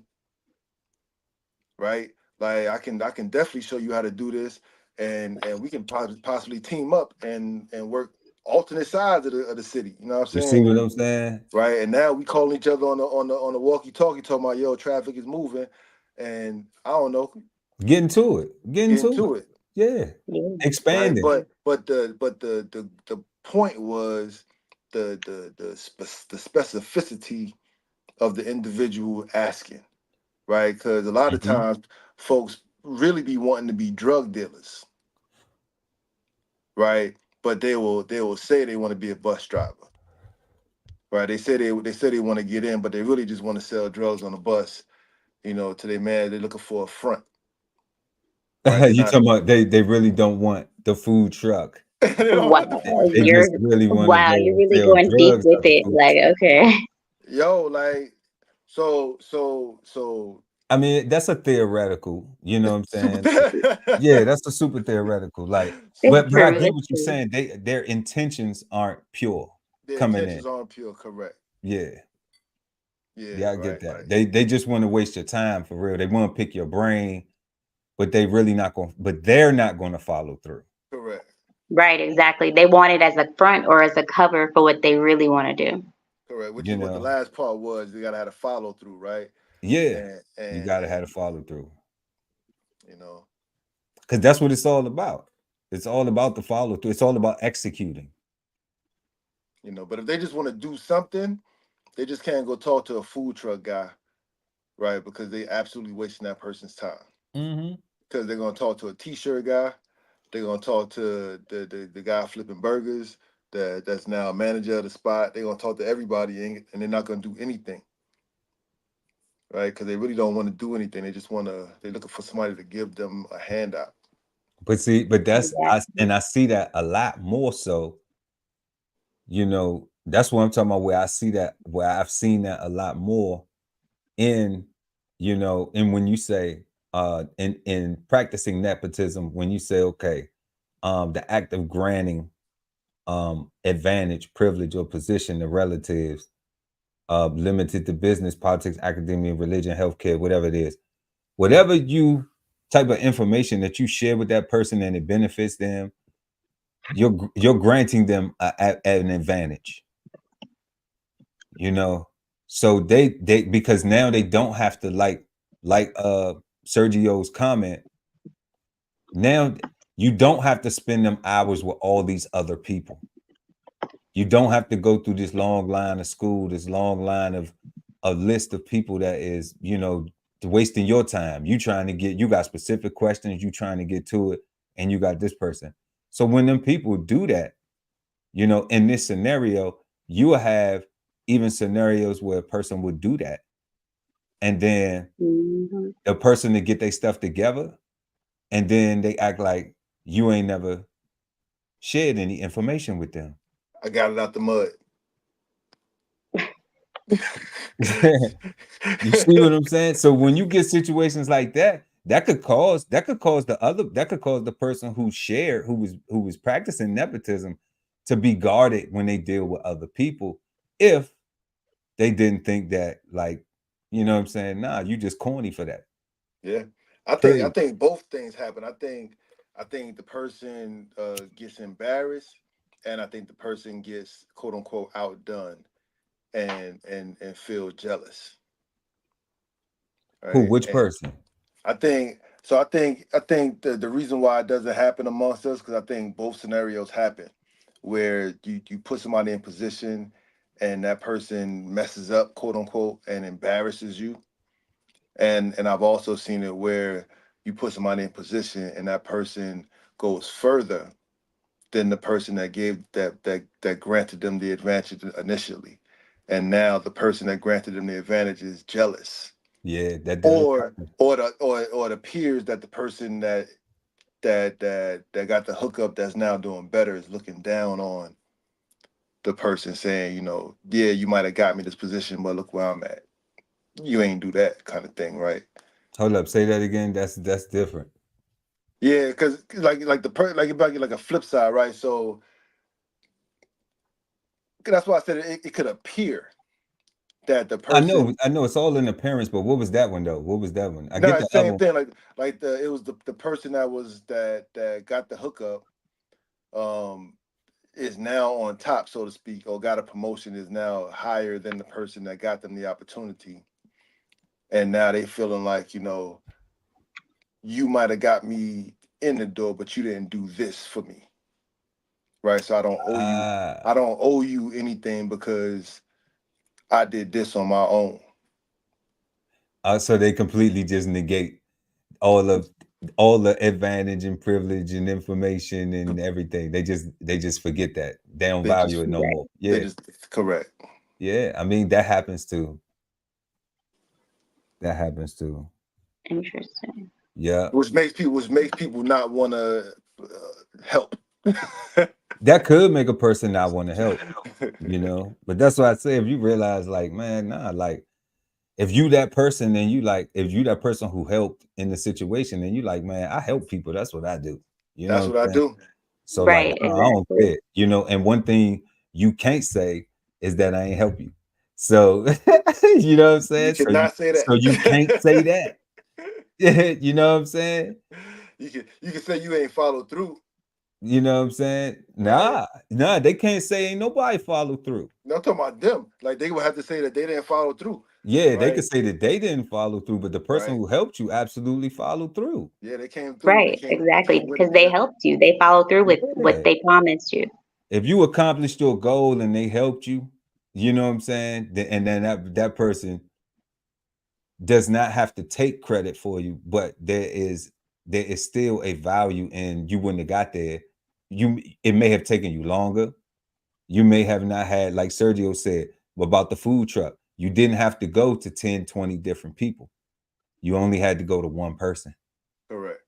And they were able to give you the direction, some privilege, some advantage, so that way you could skip the line. Okay? And that's what Exactly. friends are for. Because that's what friends are for. Because that's what brothers are for. That's what they. That's Come what on, man. sisters are for. Wives, husbands. that's That's what relatives is for. You supposed to look out. Right. like Cousins, I'm not, again. all that. Teams win, right? Like you can't even stand in line by yourself and go to the bathroom without losing your spot, right? By yourself, right? Like you need somebody to hold your spot. right? You gotta hope the person standing in front of you or the person standing behind you, remember, is you, right? Like, I don't know, teams is all that's what it's all about.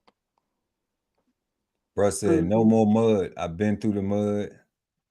Get us from this point, push it forward, pay it forward. Absolutely. You know, we just gotta, Absolutely, we just gotta remember the foundation, though, right? Like again, been through the mud, right? yeah. Everybody that's benefiting from the folks that got it out the mud need to remember the foundation. They need to remember the work and the effort, and so that they can maintain what it is that we trying to do, right? Because otherwise, it can the agenda could change, right? It can morph, and they can forget the point, right? And now they selling grandma a house instead of just paying the taxes on it. Don't go there. Oh my God. Not selling it. I ain't messing with you. Yeah. But I gotta get up out of here, guys. It's about that time. I gotta wake up in the morning. Hey. All But right, Jazz. Give us your take. Give us your yeah, final take on as nepotism. always. Bad, good, misunderstood. Can we? I think If it's hold up. Before you go, you ain't in that right. You ain't in. You still gotta put your hair up and everything. I know how y'all do it. shut All up. right. Look. So bad, good, misunderstood. And do you I think think it's that? And also hold up, because you get a long kiss goodnight. All right. Look. And is it bad, good, or misunderstood? And do you think that nepotism can equal growth and competition together within families, within a family structure? okay. It definitely can equal competition and growth. It depends on how you use it. You know, how you use the opportunity when you get the opportunity of nepotism in whatever business or whatever situation you're in. You can grow positively. You can, build wealth. You know, you can learn new things. You could create opportunities for other family members, other friends that want to get into the business or learn about it, through you. So it can definitely build growth. And I mean, obviously, there's always going to be competition, whether it's you're in the same company, you're in the same whatever business line of whatever it is with your family. There might be a little friendly competition, hopefully, nothing, that will make you guys enemies or give bad blood vibes. You always want there to be healthy competition between people because that helps you, that pushes you, and it gives you more motivation to go harder at what you're doing, and you're learning from the other person in turn. Um, For the so team, right? For I the think team. nepotism I think it's misunderstood because, it can be seen a lot of times as negative, but people don't look at the positives of nepotism. You're bringing your family in, or you're bringing someone close to you in the fold of, the situation, the business, what have you, and they're going to grow and they're going to learn from you and from the business. So that's really a positive. It's not a negative.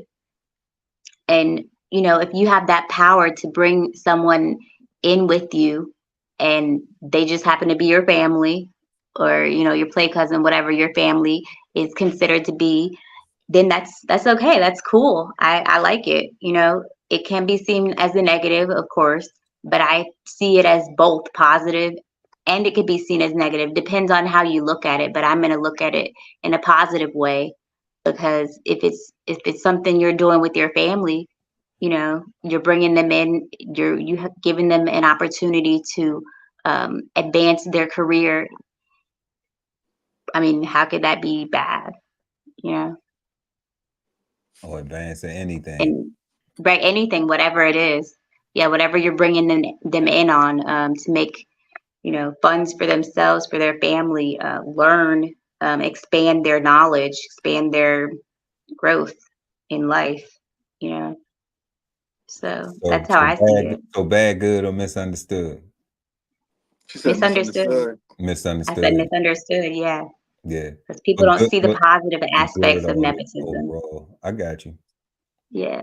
Well, thank you, Jazz. It was so You're wonderful that you could welcome, join us this everybody. evening. Awesome seeing you, Jazz. You know what I'm Always. saying? To everybody who watching, make sure y'all go check out I Am Jazz Garcelle on Instagram. Also, her links are in the description, so y'all can go and check out all the good products and stuff, and music and videos and all the good stuff that Jazz got going on for y'all, all the entertainment things. And Jazz, thank you Thank once you, again guys. for pulling up. Have a peaceful and positive, productive start to your week. And we love you. You know what I'm Love saying? you guys. I look forward Love to you, next sis. week. And next Sunday, we'll see Hey. you next Sunday, Jazz. Bye bye, guys. All right, Peace. love you, sis. Yeah, absolutely. And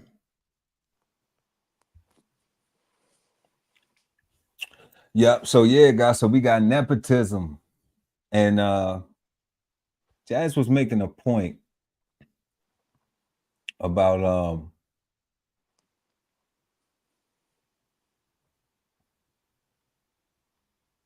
when you introducing this like to your family, like, because what we seeing is like what we seeing is like we don't see a lot of real examples of nepotism like throughout the Black community. Like, we don't see it a lot.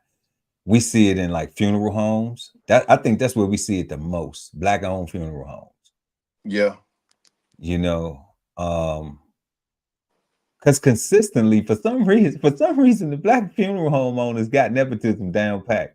Is that a weird observation?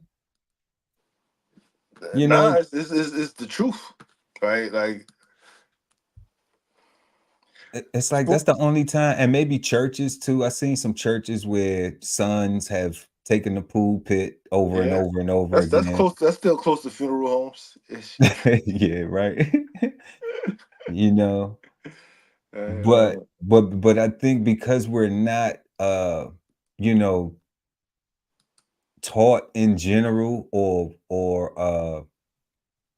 influenced in general to start businesses, then it's really difficult, like where we can see where people go into the military and you have a family, a whole military family, we see good stuff like that too.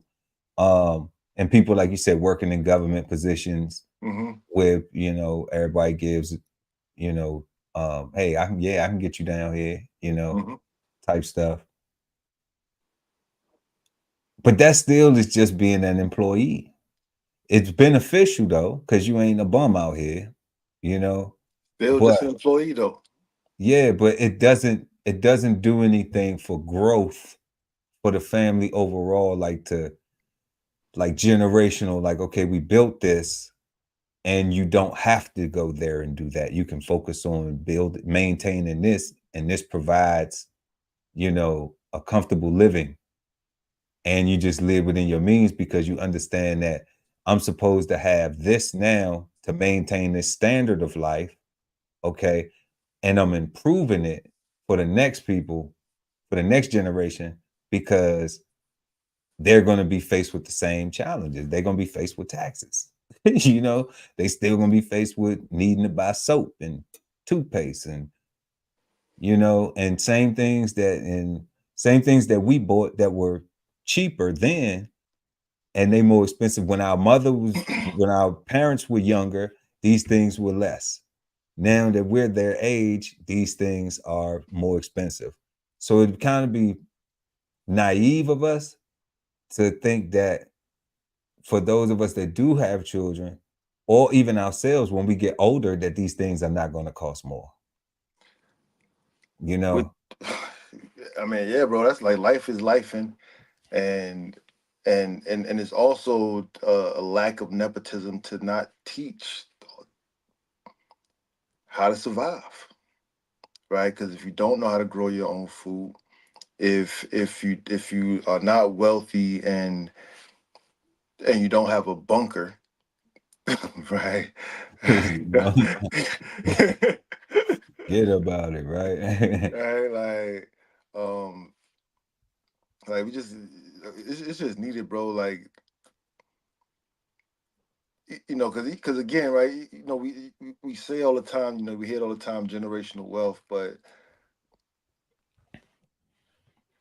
I don't know, man. I think we're looking at. I think we're so literal at it that we don't think about, like you say, those of us that don't have children.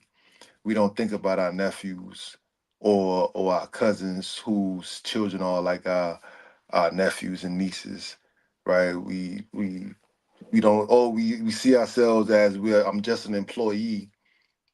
Yeah, I might have heard about a position over here, but I can't do nothing for nobody, right? It's not a real way to help. You know, we just look at ourselves so bad in such a negative way, and you just need to change, bro. Like we need way more buy-in. We need way more mentorship, right? We need way more exposure to different things we can be mentored in, Facts. right? Because I might not be a good day trader, right? My attention span may not be able to maintain and get through that course satisfactory, right? Like I may be the guy that need to give my brother his money and say, hey man, don't let me go broke. Right. Right. I know some guys who told me that, you know, the man, because you done looked out for him, man. If I had $1 million, man, you know I'm gonna look out for you first. Like, look, bro, while you standing here telling me that you would look out for me, like you should be using that time to go and get that $1 million you talking about. Because if you go get that $1 million, bro, trust me, I don't want nothing from you. You got your $1 million, that's good. Then you don't have to ask me for that. Then maybe we can go out. You know what I'm saying? And so that's the thing. But understanding that is like it's like a part of what you said, where trying to extend it, thinking about your nieces and nephews and things like that. The big thing is the pushback, because if everybody isn't on board, you know, I shared this with an elder in my family, and I said if the elders don't set the example, then everybody else ain't gonna do nothing, because there wasn't an example set. So it has to be buy-in from everybody, because everybody takes their cues from who they trust. So the people who are trusted the most, if they aren't showing a collective effort, then the youth not going to buy into it. So then it won't be continued. They won't continue it. Okay. So when you don't have that, and then if you're in a situation where you don't have that, you don't have elder buy-in, elder participation, the youth is never going to, it's never going to be translated, because there's no example that's been set. If you're trying to do it and you're in a situation where you're only looked at for your monetary value, everything else, you know, the information, the knowledge, okay, so I can call you and I can ask you for this, and you may provide it. All right. But the big thing is, like, if you call me and ask me to borrow some money, family, I'm gonna want to know how you got in that situation, because I'm not calling nobody asking them to borrow no money. So obviously I have a discipline, I have a budget, I have some type of practices that prevent me from having to call other people to afford myself or to afford my responsibilities. Okay. So if you only gonna value the money, you know, then I will never ever be able to share with you how I don't have to do that, how I don't have to be in that position, how I never have to put myself in that position. You don't value that. That person asking does not value that. They only value what I'm able to do for them, because I'm able to do more by being able to share how I don't put myself in that same position. I'm not a wizard. I'm not you know, an alien from some, maybe I am. I don't know. Can't, Yo, you son. know what I'm saying? Like, Yo, I'm listening to you, man, and like you all I'm can thinking practice. about is why is the favorite, right? Like, if it's not because they're gonna propel and benefit the family or benefit, they're gonna make us shine, or um, if it's for something crazy, like you just like them the best, right? Like that sounds almost monstrous, right? Like it got to go back to, because I'm listening to everything you saying, and it all comes down to, like, favoritism just can't be above the mission, right? Like, Exactly. Favorite right, like, not be above the mission. But whatever it is that we're trying to do, because I'm listening to you talking about elders and stuff, right? And in a very selfish way, and I acknowledge it, and I own it. I'm my own elder, right? I decided to be the change that I wanted to see. I said that there were things lacking in my upbringing and in my current situation, that I was not getting guidance or a path from anybody, and I needed to make a way, right. right? And and when somebody calls and asks you for money, right? And by you not ever needing to do the same, in that position, you are the elder. Big facts. But if they only want the elder though to give you the money and not the knowledge though, then they don't Yeah, value. They don't value you as being ain't the no elder. elder gonna do Yeah, you will. that. Yeah, you will. You you, know you what got I'm saying? you got old people that'll do that, but not elders. I mean, Elders. it depend on, you know what I'm saying? Like I have in the past. I have. Yeah, That's how I allowed it to be a yeah, thing. You know what I'm saying? Because when I hear the phone call, I'm trying, I'm like, oh yeah, I'm gonna help out, you know? yeah. But but So maturity turns you into elder, though, right? Not yeah, because in maturity, it's like, not hold just up. just because you had it doesn't mean that you was an elder. Just because they was calling you, I'm talking about, like, you having a wherewithal to know to ask the question. Okay, so you're calling asking me for help. Let me help you. How did you get in this situation? Yeah, but see, that is, That's now. maybe about 10 years ago to now. Yeah, that's what I'm You know saying, what right? I'm That's saying? the elder. That's Yeah, when so that was that's like when when I got about 35, that's when I was like, hold up. You know what I'm saying? Like, what's yeah, going on? Like, why you keep having this problem?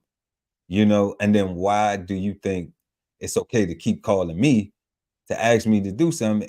And now I'm trying to give you more, so that way you don't be in the same situation, but you don't want that. You just yeah. want the money, You just you want the money. know? So I'm like, when you dealing with that, if that person has a child or has children, if that's a family member and they got children, and that's how they see you, you know, then there's no way. And if you consider their children to be your nieces or nephews, then Yeah, there's no way that they're going to allow you to have some positive influence, because they already look at you like you doing better than them.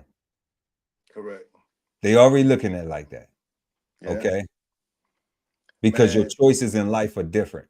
Okay. Because your structure in life is different from decisions you made. Okay. So they devalue in that, but they have value in that out of necessity. But then you can't influence the child. You see what I'm saying? Because Yeah. then what? Because then what, the child is going to listen to what I'm saying, and they may be better. They may be better than you. They may have more opportunities than you. They See. may I don't think we they may talking have about nepotism right now. that is nepotism by not allowing it to happen, is No, against is yeah, no, against no, the yeah, nepotism. yeah. No, I agree with that part. But I'm talking about Yeah. the person again, right? Because going back to the definition, everything was about progress. So position, advantage, relatives. Yes. That's all progress, right? So you're not the person that you're putting in that position is not trying to hurt or trying to. You would not be trying to hurt them if you're trying Right. to if you're trying to put them in Because what I'm saying is, like everybody involved is practicing nepotism. The person getting help, the person helping, right? Because the person that's getting help, right, they're trying to make a way for somebody else as well to keep it going, right? Because we're practicing nepotism, right? Right. That's the idea, is to help. That is it. And not just to get me help. That's not nepotism, right? That's Who just to get who help. If you're only trying to get yourself help, right? And I just need a job, and you can't cry nepotism, right? If you're not trying to further a plan for the group, like if you're not working for the overall, like we got some kind of goal or agenda. If you're not focused on that, but just focus on yourself, so yeah, you're gonna get this job, and then you're gonna close the door behind you, right? And not gonna open it up for nobody else, and make everybody else go the long way when you got the. Yeah, but that's the point. That was the whole point of the example. Because the whole point of the example is showing how approaching it in a fashion where there's a dependency. Somebody has a dependency on you. They value you for something. All right. And you say, okay. And I put it on me because I'm saying before I realized that I was responding, in a fashion where it was just at their disposal. You get what I'm saying? Got you. All right. To where it's just like, okay, you're I'm the solution to your problem. Okay. Yeah. All right. But now as I get more mature and I say, hold up, you too comfortable with this. You're too comfortable with just calling me every single time you don't try hard enough, or you don't budget well enough, or you don't, put your things in, you don't prioritize well enough. Yeah. Okay. And you have children. You have other responsibilities. So because I love though, like the thought of my family member being without is where I'm compelled. But you're not going to take advantage of that. Correct. You know what I'm saying? When I get to a point where I say, you know what, now, okay, you are comfortable doing this. What I need to do is I need to share, because I'm not a person who puts myself in that position. Okay. Regardless of the extra responsibilities, I got stuff I like to do. I got a lifestyle I like to have that costs. All right. So you always taking money from somewhere that you could be doing something else with it if you wanted to, when you're helping somebody out, if it's a money request. All right. But when you say, okay, I would like to share with you some of my practices that allow me to not be in these situations that I see you in. Let me share that with you because I love you. You know what I'm saying? Because I know it's going to be beneficial. Let me give you an advantage, because you look at me like I have an advantage because I don't have these. I have this under control in my life.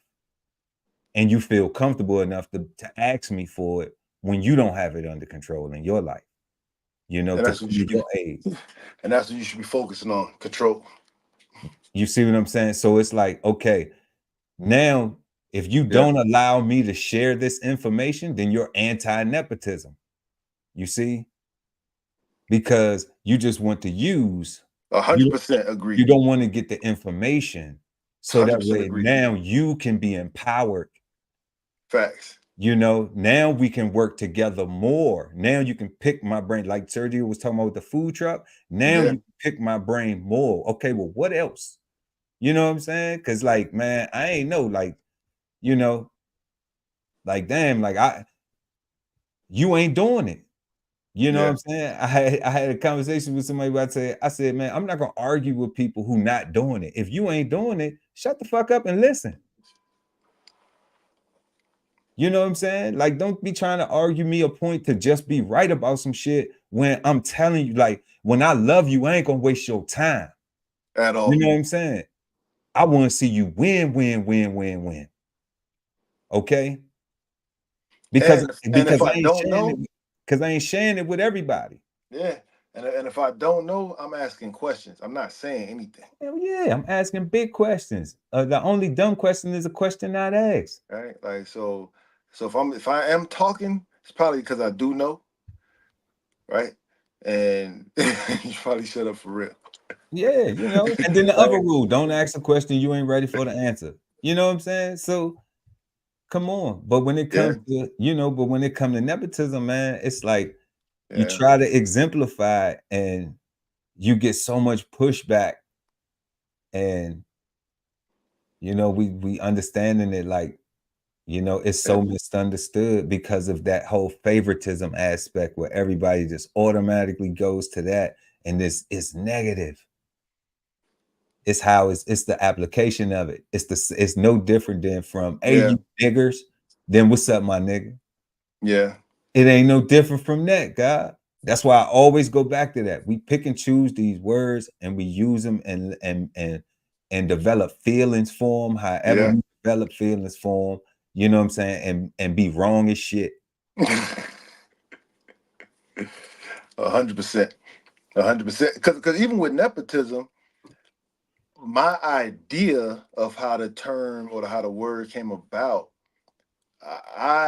so in my mind, like, we was, wild, wild west days, and you got a job literally based on who you knew, right? When a young man became of working age, his father told him to go down to his friend's farm or his friend's factory, his friend's whatever, to go work. And that's in my mind. Nobody needed a job application because that's how you got jobs, right? Like, man, granddad used to be like, man, y'all better get up, come out here and help me in this yard. That's what I'm saying. That's what I'm saying. For real. Hey, there was plenty of work to do. Plenty of work. So in my mind, that's what it started from, a place of that, right? Of hooking people up, of your, some family stuff. But the definition said it came from the Pope, passing down, to his stuff to somebody else. I'm like, that's interesting. Oh, you know what? I want that. Oh, I'm good. You put that big feet, God. Hold up. I wanted to show you something else I seen too. This was on a Yahoo. This was on a Yahoo. What you would call it right here. I thought this was cool.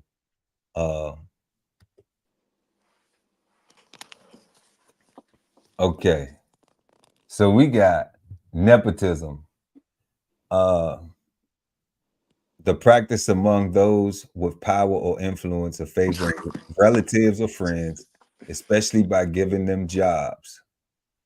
And then it says word origin. Now, we read this one time before, but I thought that this was a very unique take. It said mid-17th century, from French nepotisme, from Italian nepotismo, from nepot, nephew, with reference to privileges bestowed on nephews of popes, who were in many cases their illegitimate sons. Yeah. Okay. Like, that's a completely different meaning than I thought I had of the origin of this word, bro. Like, right. That definition, I'm saying nepotism is horrible. So they said illegitimate sons. Like, how the Pope got an illegitimate son? The Trump is a baby. The Pope's is a baby daddy. Yeah, I thought the Popes couldn't do that. The Popes is baby daddies. You know, it was so cool. They just made a word for it. Nepotism. All right, and that's so manipulative, which is why all this stuff is confusing, right? Because again, if I have in my head where I think this word came from and why I think it's used, and if I'm saying that we were never taught the word, but we was given the meaning by way of other groups. Look at what the Jews do. Look at what the Mexicans do. Look at what the Asians do, right? The Indians, the The Arabs, Indians, the right? Like the Jamaicans, Jamaicans, right? the Like, West uh, Indians. Yes, um, absolutely. All the groups that seem to stick together, that seem to practice cooperative economics, the to seem help, to, yeah, right? to further themselves, to Them, further their community. You know, right? the Russians even, like, it's like New York got little Odessa. Like, how you gonna have a place like that? How you gonna have a Chinatown if there How you wasn't have a cooperative Chinatown? economics? You're Yeah, like, it don't. and that's what I'm saying, right? Like It's in nepotism. that's what I'm saying. Like you only have those by way of nepotism, right? Because your whole family live in this house, your whole family is working towards this business, and when this business come on, get off the ground, we're gonna work towards the next business, and it's all about coming up, coming up together, right? So that we can all win, right? Again, generational wealth, like it requires nepotism, it requires us, it requires you being around your favorites, You gotta right? be around the Like, favorites. I think the thing is, like, we think about favoritism, and we limit it to one individual, to one person. You can only have one favorite, and That's not true. that's not true. And That's not right, true. that's I got all types of favorites. all Favorite kind of ice favorites, bro. cream. I Favorite got multiple favorite vegetables. ice creams. You know what I'm saying? Favorite, you know. You know what I'm saying? But I think that's where the trick comes in, right? Is one, Yeah. right? And so when the females start getting hired, it's like, oh, we know why she got hired, right? It's because she was pretty or something sexual, right? It could just be because that's that person's friend.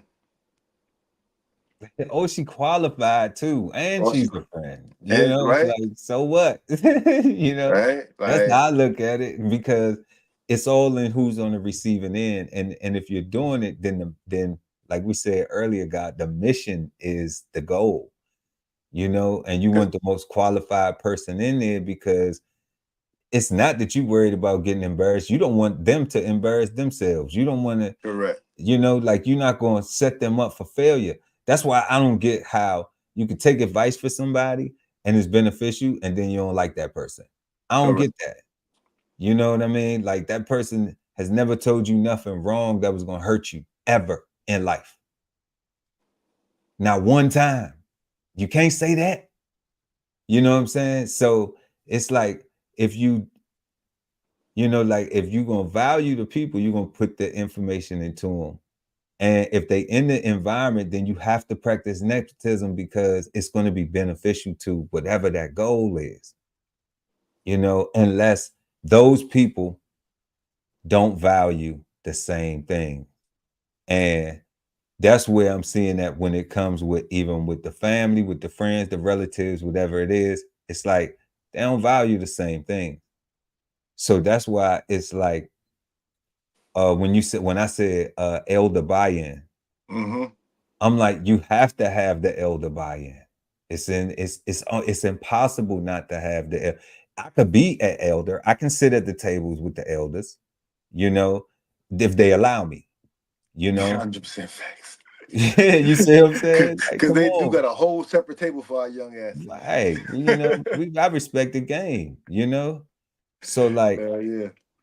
so like, but if they allow me, yeah, I could sit there. But I would know I don't want to sit there. I want us to admire y'all sitting there, and we get to, you know what I'm saying? And we get to take note of the example. Correct.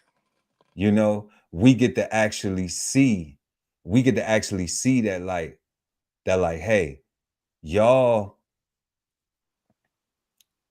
setting the example, a standard that we have to now meet. We have to match up to that. And that gives us something to aspire to do. So the babies that's coming behind us can do the same thing, because y'all standing in unison for something.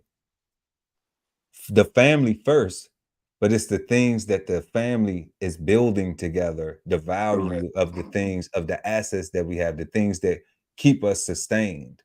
But if everybody going off doing their own thing and doing their own thing, that's why it seemed like people doing better than each other, because it's no collective.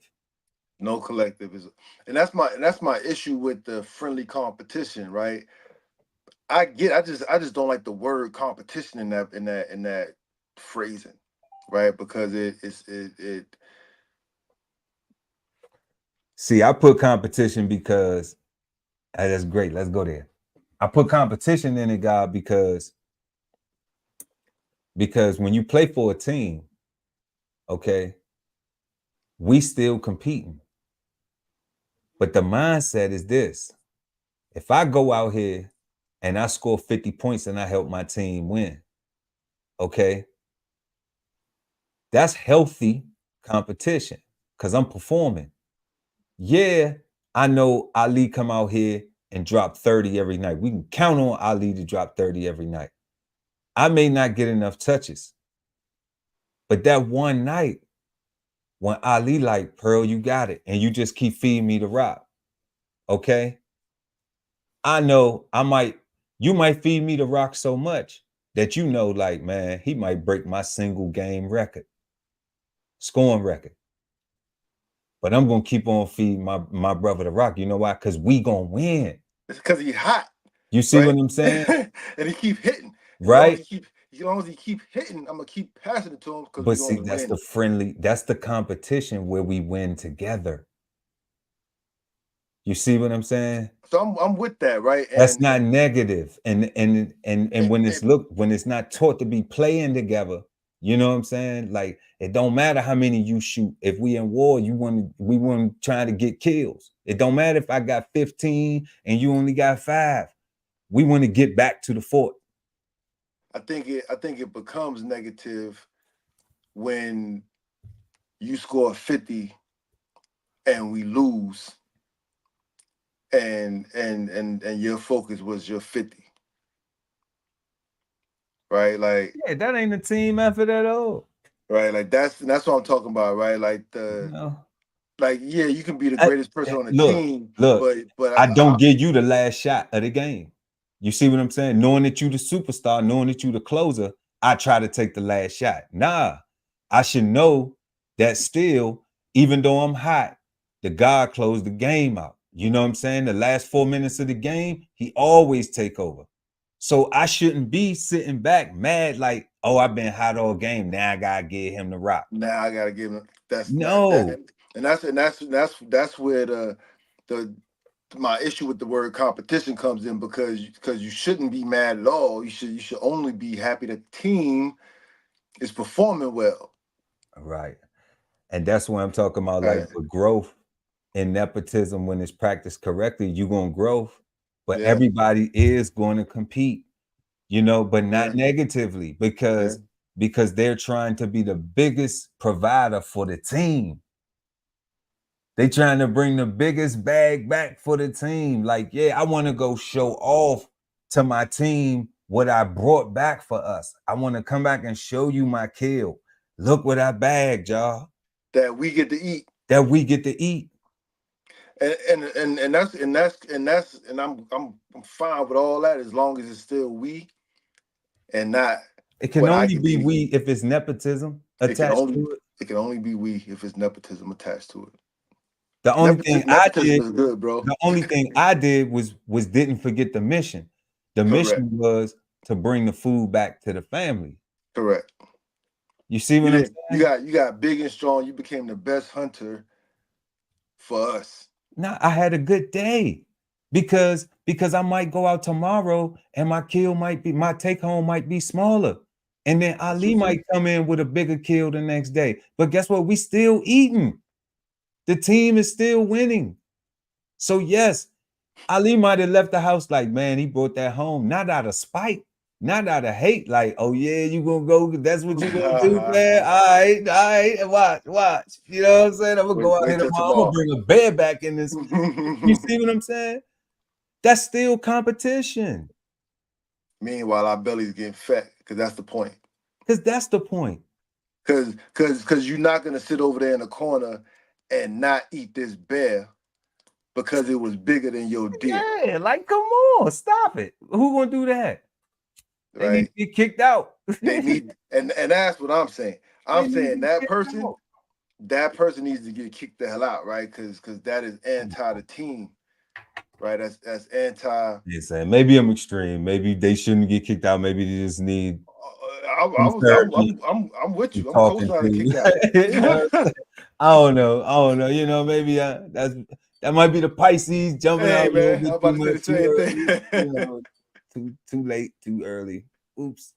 But yeah, you know what I'm saying. But real talk, man. I'm just like, it's you can compete and still be, you know, and I Yeah. and where I dug to get this, God, where I dug to get it from was like I thought about how me and my cousins used to go fight. Mm-hmm. You know, like we would fight each other all the time, but then we would go out and fight and couldn't nobody, you know what I'm saying? Like even if somebody got a little best of me or something, it wasn't never like it might have been later on, like, yeah, dude was whooping your ass, you know what I'm saying? But I seen you, you know, but you was working out and, you know, Mm-hmm. because we didn't jump people like that. Correct. Because we could fight. So like, and then we also had a thing where it was like, now if we was getting jumped, then yeah, if somebody tried to jump in, yeah, we whooping ass. But the competition was there to go outside and see how many people we could beat up sometimes. Mm-hmm. I got my cousin with me now. You know what I'm saying? So now I'm big and bad today. Okay. I got you. No, you're right. But and it's you know, I bet And it's the healthy part that got to be focused on the word, right? Because what you said earlier was you remembered the mission, I remember the mission. and Yeah, we going to go beat up people. that's the healthy part, Right. right? Because again, if you got a deer and I bring a bear, and somebody else and Jazz bring an elephant tomorrow, Man, right? we eating Like good for a while. neither one of us should be sitting there sulking, not eating because she got an elephant. Cause the girl brought a bigger bag home. You know what I'm saying? Like, I'm come on. like, slide me Like, yeah, thank a you, sir. leg or whatever, like whatever you get from an elephant, right? Slide me that. You just gave us about 2-3 days off Facts. you know, we can go work on building something for a little bit, you know what I mean? And Because we get got an some money, elephant, because we right? got an And elephant, yeah. you know, the deer was cool. That got us through the next day.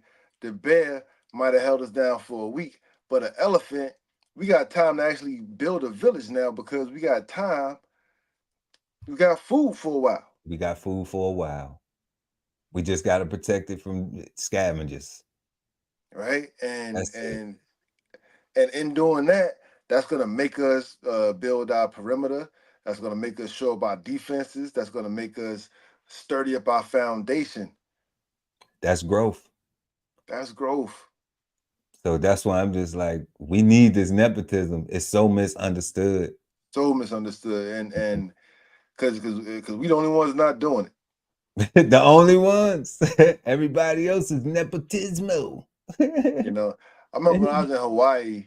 I remember almost the day that I learned that 18 in a day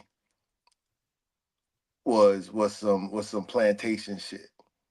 Right, like that was not some natural family something. Because in Hawaii, I saw um, the families. You know, when the kids and everybody got married or whatever, like they didn't necessarily leave the house. It seemed like everybody just made the current house just bigger, right? And they just built on a room for that family, whatever they needed. You know, they had kids or whatever. They built a room for the kids, and Mhm. and all these people just lived in this a state, right? And I'm like that's how you win, right? Like, yeah, you can be like, oh, you at mommy and daddy house, kinda, you know what I'm saying? But if this is what you do, and this That's whole winning. and this whole thing is paid off, and everybody is contributing to it, Come on. like, and nobody is stepping on each other, like everybody's respecting each other's space and stuff like that. I mean, that's just all I saw was just winning, bro. Like I just saw a whole family unit, just like damn, like that's a win. They trying to get to a space where they only paying taxes. Where they only paying taxes. Yeah, that's what they trying to work on. They trying to get to that space where they only paying taxes. And some people don't get that. That practicing nepotism, if done right, can get you to a space where you only paying taxes. And if you have some tax advantages that you may have received, you may not even have those be such of a burden. So, it's like people missing out on the family economics, on Yeah, the collective of it, because it's so much more information, it's so much more access, it's so much more privilege, you know, it's so much more progress in being knowledgeable about stuff. Like, and that's really what it is. That's why I said, like, they could want you to pacify. Person will want hmm you to pacify their their ability to not do or something, or something, an yeah. area of their life that they need to, that they could improve on. They want you to enable their laziness. Enable their laziness. That's perfect. You know, but you like, look, I'm not going to do that. Okay, but I got some information for you that will help if you apply it. If you don't stop being lazy, if you stop being lazy and you apply this, then you won't have this. You should not have this problem in your life. Correct. This should not be a problem to you. Not this, Not this. I ain't saying you ain't gonna have other problems in life, because we but all do. but not But this this thing, one. you know what I'm which saying? which is a win, right? We need to start. That's why I say, I say all the time, we got to win in their face, right? And it don't be necessarily about the war, man. It be about these battles, right? Like we got to find successes. We got to, like, if we fighting today and I made it home, I won, right? Like it's if I walked away and if I'm leaking, if I'm still looking and breathing, if I'm able to get stitched up, I won, Yeah. right? Like forget about how bad it is, right? Like where's the win, right? Because as long as you can stay focused on your win, as long as you can see your win, then you have an opportunity to grow, right? Like if you can, it's like that thing in AA, like learn to accept the things that you can, The or that, serenity prayer, the yeah, soldier's prayer. yeah, right. That joint is so fire. Man, that's one of When my you favorite joints. when you break it down, because like it really do, like it's literally just promoting realism, right? Get out of fantasy land, right? And mean what you say, and do what you need to do, right? So that you can propel yourself and grow, right? It can't be about the eyes, it got to be about the we's, right? Because teams win. If you got children, then you made that child. That child didn't ask you to make them. Man, So put some information and some education into them to propel them. Don't make them a burden onto society by not educating and enlightening them, and by not exposing them to all kind of things, right? And nepotism is not limited to blood, right? Like no, like absolutely. if your friends, your whoever, a friend of a friend, if you get somebody, like it's all, it's just helping, and wanting to be in a position to help, and wanting to what Sergio say, follow through. Follow through. Gotta follow right? through. Because contract law dictates that we gotta agree if we're gonna converse, right? If we're Man, that gonna, you gotta follow through. you gotta follow, you gotta The follow terms through. and conditions. You gotta follow through. If not, there is a consequence. You know, and that's another thing, right? A lot of folks don't want terms and conditions from their family, from us, right? Like we accept terms and conditions from everybody else, True. but we don't want terms and conditions from our family, right? We use the term family as like a get out of jail free card. But you my family though, you know, do it out of love, for the love, for the love. For the love, And I'm saying, but you know, what love got to do with it though? man. Because when your love hurts and your love keeps hurting me, like why do I got to keep being a victim, right? If I got all this love to give, you know, how about you love me back a little bit? Just just a smidgen.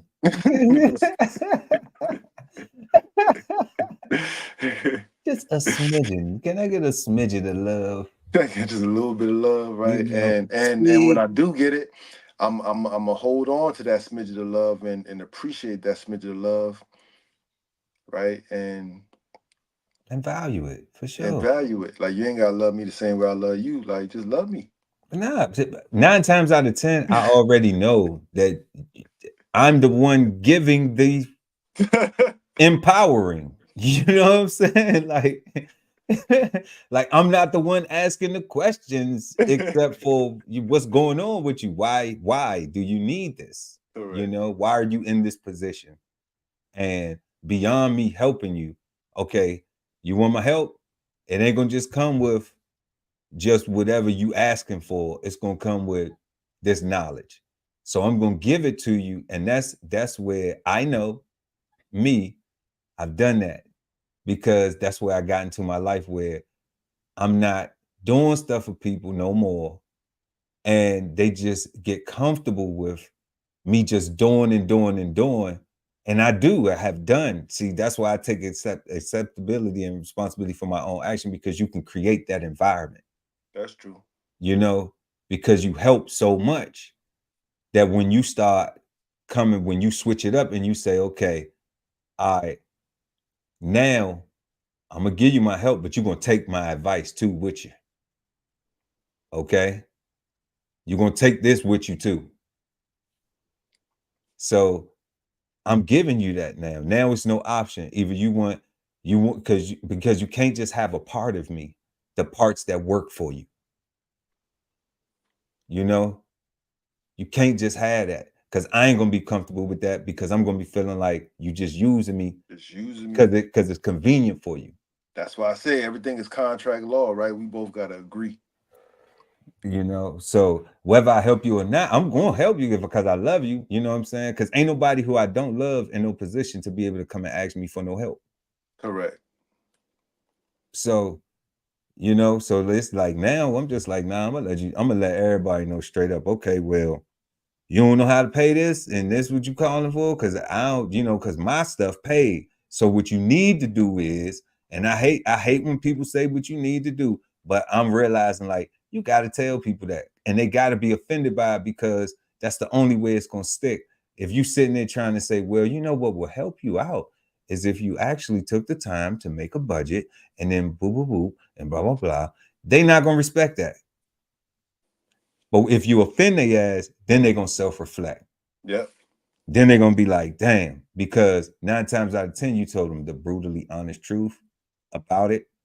And now they have to look in the mirror, and you got to do some reflecting, and you got to decide if you're gonna change or own it. If you're gonna own it, or you just gonna, you know what I'm saying, say to hell with it. I don't care. I'll just ask somebody else. I just ask somebody else, right? Mm-hmm. So that's understandable. I know that people do that. You know, I know that that's common practice among family and friends, because that's where we experience it the most. But I'm still gonna be pro nepotism with the family and friends and relatives that I have that I'm able to do it with, because I know for a fact, like that's the only teams win. That's it, bro. know, and you got to have a collective somehow. It can't be done all on your own, because even people who do build up things on their own in order to go to another level, somebody has to come in and offer them access. Yep. So you still ain't doing it by yourself. It's an illusion, bro. Like no man's an island. Like the whole pull yourself up by your bootstraps is just nice to say, right? It is. It is not real, right? It is not reality. It has never been real, right? Like it's just nice to say. Right. We have to be given some opportunities. You have to have exposure to something. I mean, hell, the school system itself, the curriculum could be considered not pulling yourself up by your bootstraps, right? They're giving you education. They teaching you how to read and write. They're giving you the common things to make it through society, right? So you can be productive for their purposes. Facts. I just told I told somebody that today. That's the school just trying to make you be an employee or prison. Yeah, right. Like and or more school. more school, right? More And school. so yeah, nah, so like nepotism is definitely the way to go, is definitely needed, is 100% misunderstood. We look at it more so negatively and comparing ourselves to other groups and we drink the Kool-Aid, and a lot of people don't think that we can accomplish anything or we can amount to anything. Folks bought into the idea that we're supposed to be on the bottom, and our neighborhood is supposed to look like crap and supposed to look like everybody's poor and whatnot. Yeah, that'd be blowing me too, because I'm over here in this area, man, and I was a little bummed. Like I'd be like, man, I go outside, like this area a little bit too nice to be having trash all in people's yard and stuff like that, man.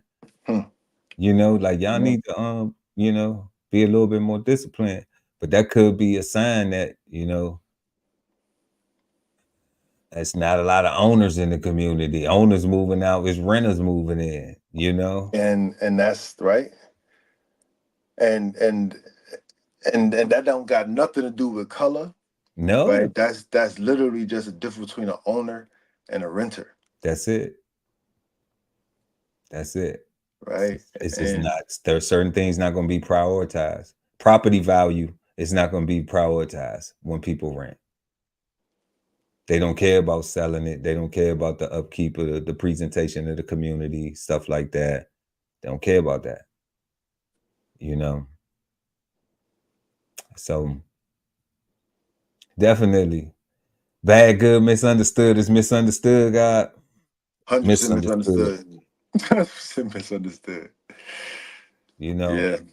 But it is a possibility with the right practice of nepotism, we can have growth and healthy competition, right? So I might change. I might edit the title and put healthy competition together, because in the right practices, that's what it's doing, man. It's it's trying to build the team. It's trying to build the family. It's trying to make sure the mission is completed and we got the right people in the right place with the right frame of mindset who want to be doing it.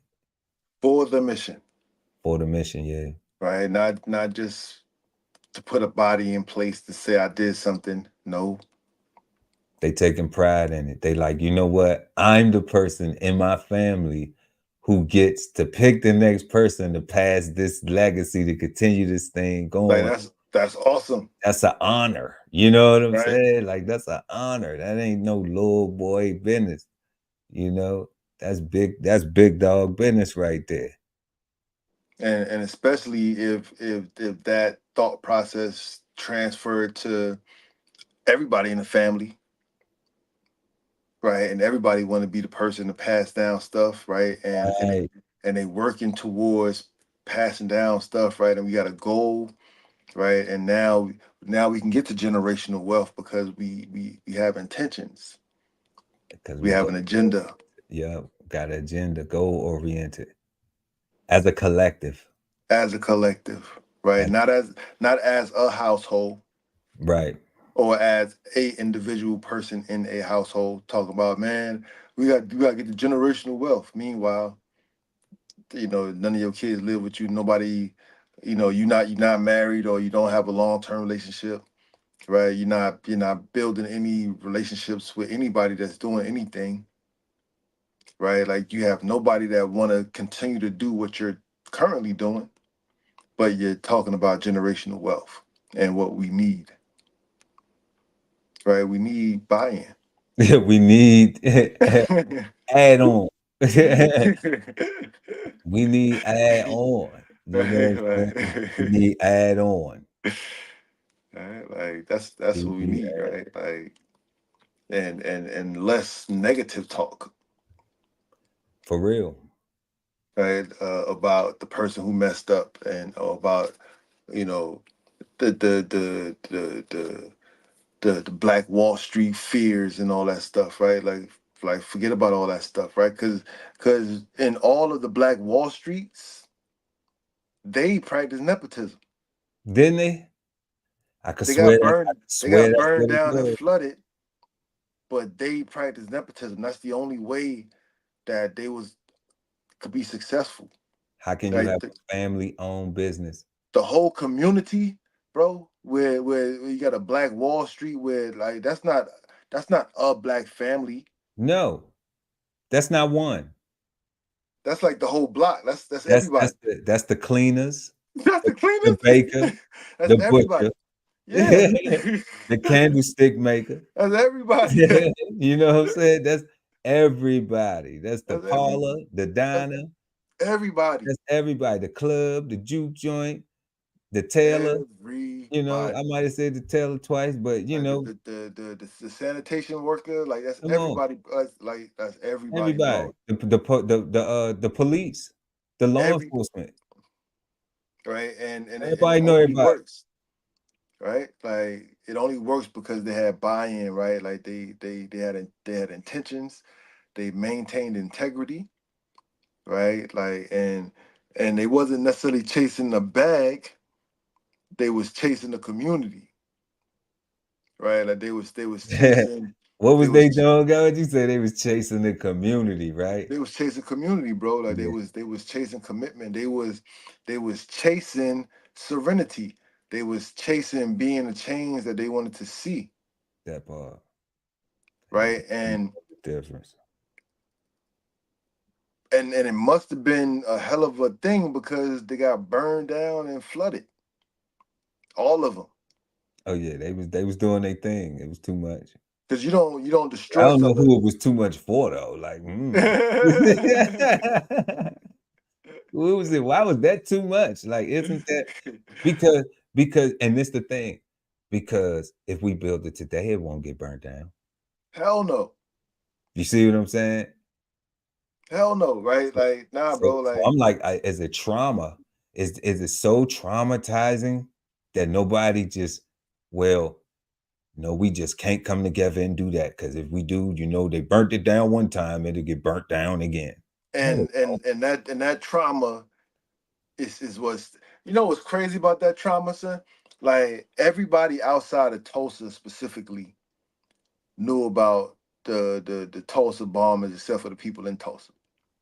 Like, they wasn't teaching them that shit. Like, they wasn't learning that crap, right? Like that whole Black Wall Street stuff. Like, Mm. they like a lot of cats today was thinking that was someplace else, Wow.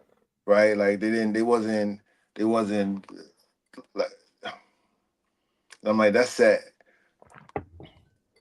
So it wasn't part of the Black history curriculum. For them. Nowhere, not even in the community. The community didn't even want to talk about it. They forgot about it. Like, So the like silent the generation. the elders died or whatever, right? And the generations came in, and it just it The just black, they the black thing. Don't nobody want to talk about that. Why you want to talk about that? the black thing. Or you one of those pro blacks. Why you want to talk about that? That happened over 100 years ago. Here we go again. You talk about slavery all over again. Here we go again. So I can see why the information doesn't get passed down, you know. But that is a common thing, and you know, that's another show. But Yeah. that's a common thing that experiences don't get shared. Yep. You know, and that is so important that those experiences get shared, because that translate into even continuing with nepotism. Okay, it's still about empowering you even with knowledge. Okay, because I'm giving you something that's going to allow you to be in position. All right, and you're going to be privileged. It's a privilege to have this wealth of knowledge because other people don't have it. You know, that's just difficult for people to receive when it's brand new. And they got all these other mindsets that's making them hate it and think that, you know, whatever they dealing with inside themselves, Yep. that's normal. They still have to focus on, hey, if we're gonna participate in nepotism, man, you got to share the wealth. You got to share the information. You know, you got to give it to them. So yeah, pass the plug, man. Pass it on, pass the information. And in the lack of doing that, since we've seen a lack of doing that generationally in other areas, it's so much stuff, because it's like, come on, finances. That's one of them things, like that silent generation thing of not teaching stuff.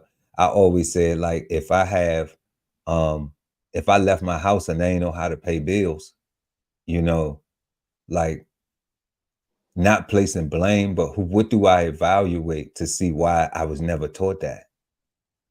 You know, on a basic level, like just not even knowing how to pay a cell phone bill, or not even knowing how to fill out an application for rent.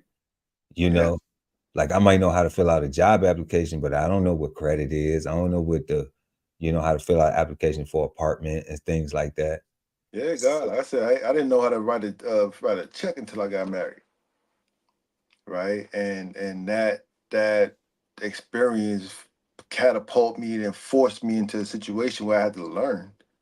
Right. Really, sink or swim. Yeah, sink or swim. Sink or swim. And it's a lot of this. Whoop, whoop. Whoop, whoop. Whoop. So you say, you know what? I'm getting up out of this one. And I'm gonna sit right here. You know what I'm saying? And we're gonna figure this out. And the blame game is for me, I will always place that blame on a curriculum, right? Because here it is, we have an institution that is solely designed to educate the masses. I don't care. Like granted, the parents are the first teachers. I get that, right? It's everybody's responsibility to teach. I get that, but again, school is the place where everybody learns commonalities, and right? you should get those basics. And you should get those basics, right? Because those things are for everybody, right? Because I might be Muslim in my house and you might be Christian in your house. We're getting different basics at home. Really not, because But really not, because FP&L is still how you get your lights at your house. You know what I'm saying? Whether it's Christian, Hindus, Buddhists, whatever, everybody get the same light bill. That company right there is serving everybody. But for whatever reason, certain cultures or communities don't discuss adult business around children. Yeah, go outside and play. Go outside and play. Grown folks talking. Grown folks talking. Go outside. Children are be seen and not heard. Yeah. And right. I think that which is why I put it on the school system, because again, if my household is children are to be seen and not heard, but your household, they teaching y'all everything, like you got a clear advantage over me, right? But if we both learned in school lights, water, utilities, like home economics besides cooking. Okay, right? Two things though. Mm-hmm. The school curriculum should be teaching it because they expect people to go get jobs. Yeah. Okay. So by not teaching basic stuff like that, basic how to pay a light bill, how to pay electric bill, how to put your money in the bank, how to make a budget, how to have a bank account, even knowing what credit is and knowing how to use a little bit of credit cards, because most of the time babies go to college, and then when these babies get in college, it's the first time they get exposed to a credit card and they mess their credit up their first year of college. Okay. So school should teach this thing. The parents before, when I look at and when I evaluate the generation of parents from my class, the school curriculum wasn't teaching them. So it's not a blame that they didn't, because that they didn't teach me, because they didn't know. They weren't taught. At all. And their parents wasn't taught. And their parents wasn't taught because they had the same school curriculum. And if you go back one more time, you back on a plantation. That's what they say, right? So then you wasn't even taught to read and write. You couldn't, it was illegal for you to even read and write, right? Right. So when we look at that, it is a benefit to where now we say, all right, I have to take the responsibility. Okay, like how many generations do we go if we conscious enough to examine that? Our generation wasn't taught it. That generation before them wasn't taught it. That generation before them wasn't taught it. Where we have the compassion and say, no, you didn't send me out here on my own. You were struggling too, because you weren't taught, you know? So now where do I say? Do I say now, yes, I identified that the school system is still teaching education that is not as valuable as it could be. Not all right, just to the user. Right? To the user. It ain't valuable to the user. Okay. No. But understanding that they not going to change it, the Correct. people in charge are not going to change it, because I have to think that like they know that they struggling too. Like they kids struggle with stuff. You know, whatever they learned, like you said, in that house over there, they are now teaching it because they know that it ain't at the school. So then we got to do that too, because we know the school ain't going to change it.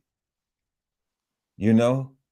So then if we don't do it, and then we see ours knowing better, having difficulty with it, and we got that knowledge and we not sharing it, then, you know what I'm saying? Then it's like, okay, well, then we must not care about the outcome of it.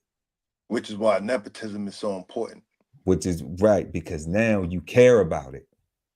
And I'm not gonna, and because I'm practicing nepotism, right? I know that I'm not a financial guru, but my big brother Pearl is. So when my son come to me, told my daddy, I need to know about 401ks and this and that, I can be like, yo, son, let's go have a conversation with your uncle. Big facts. Right. And not, well, don't go talk to him because he's gonna be more of a man than I am, and you don't look at him dumb. like he's That's wild. like he's your daddy.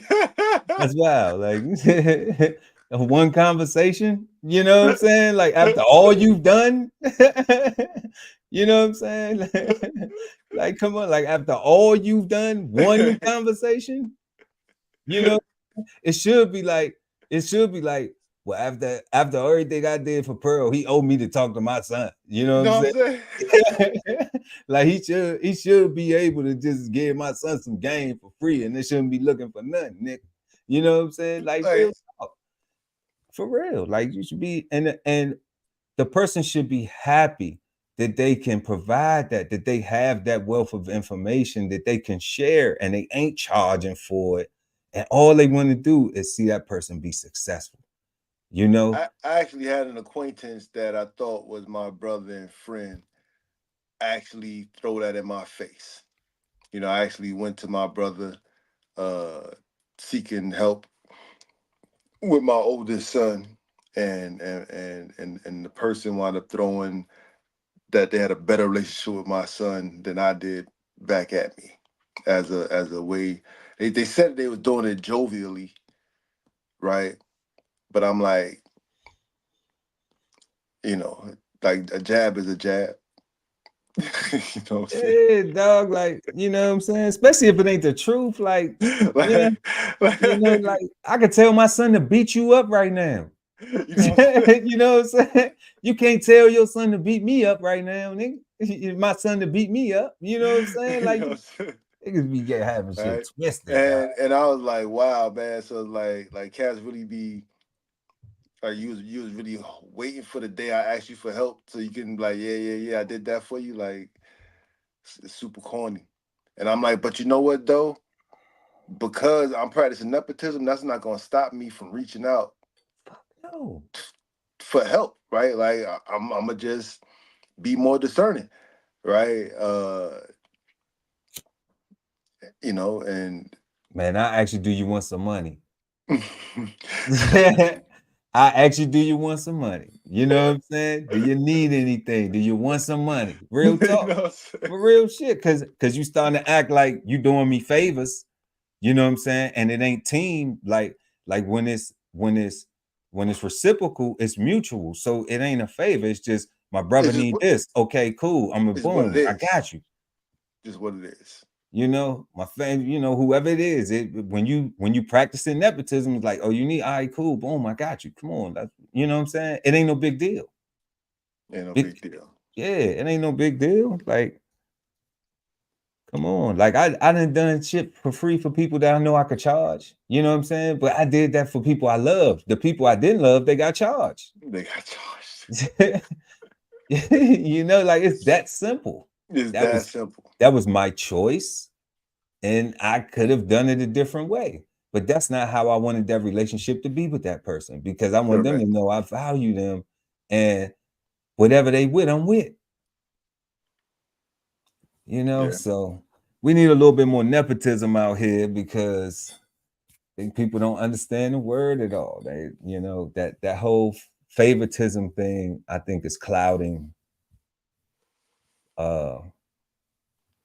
people's ability to be able to say, you know what, man, this may not be a bad thing. This may be something that we can all benefit from. Mm-hmm. And like we always say, we're not the gurus. We just dropping some jizzles on these subjects and these words, trying to figure it out, put it together. If you like something, pick it up, take it with you.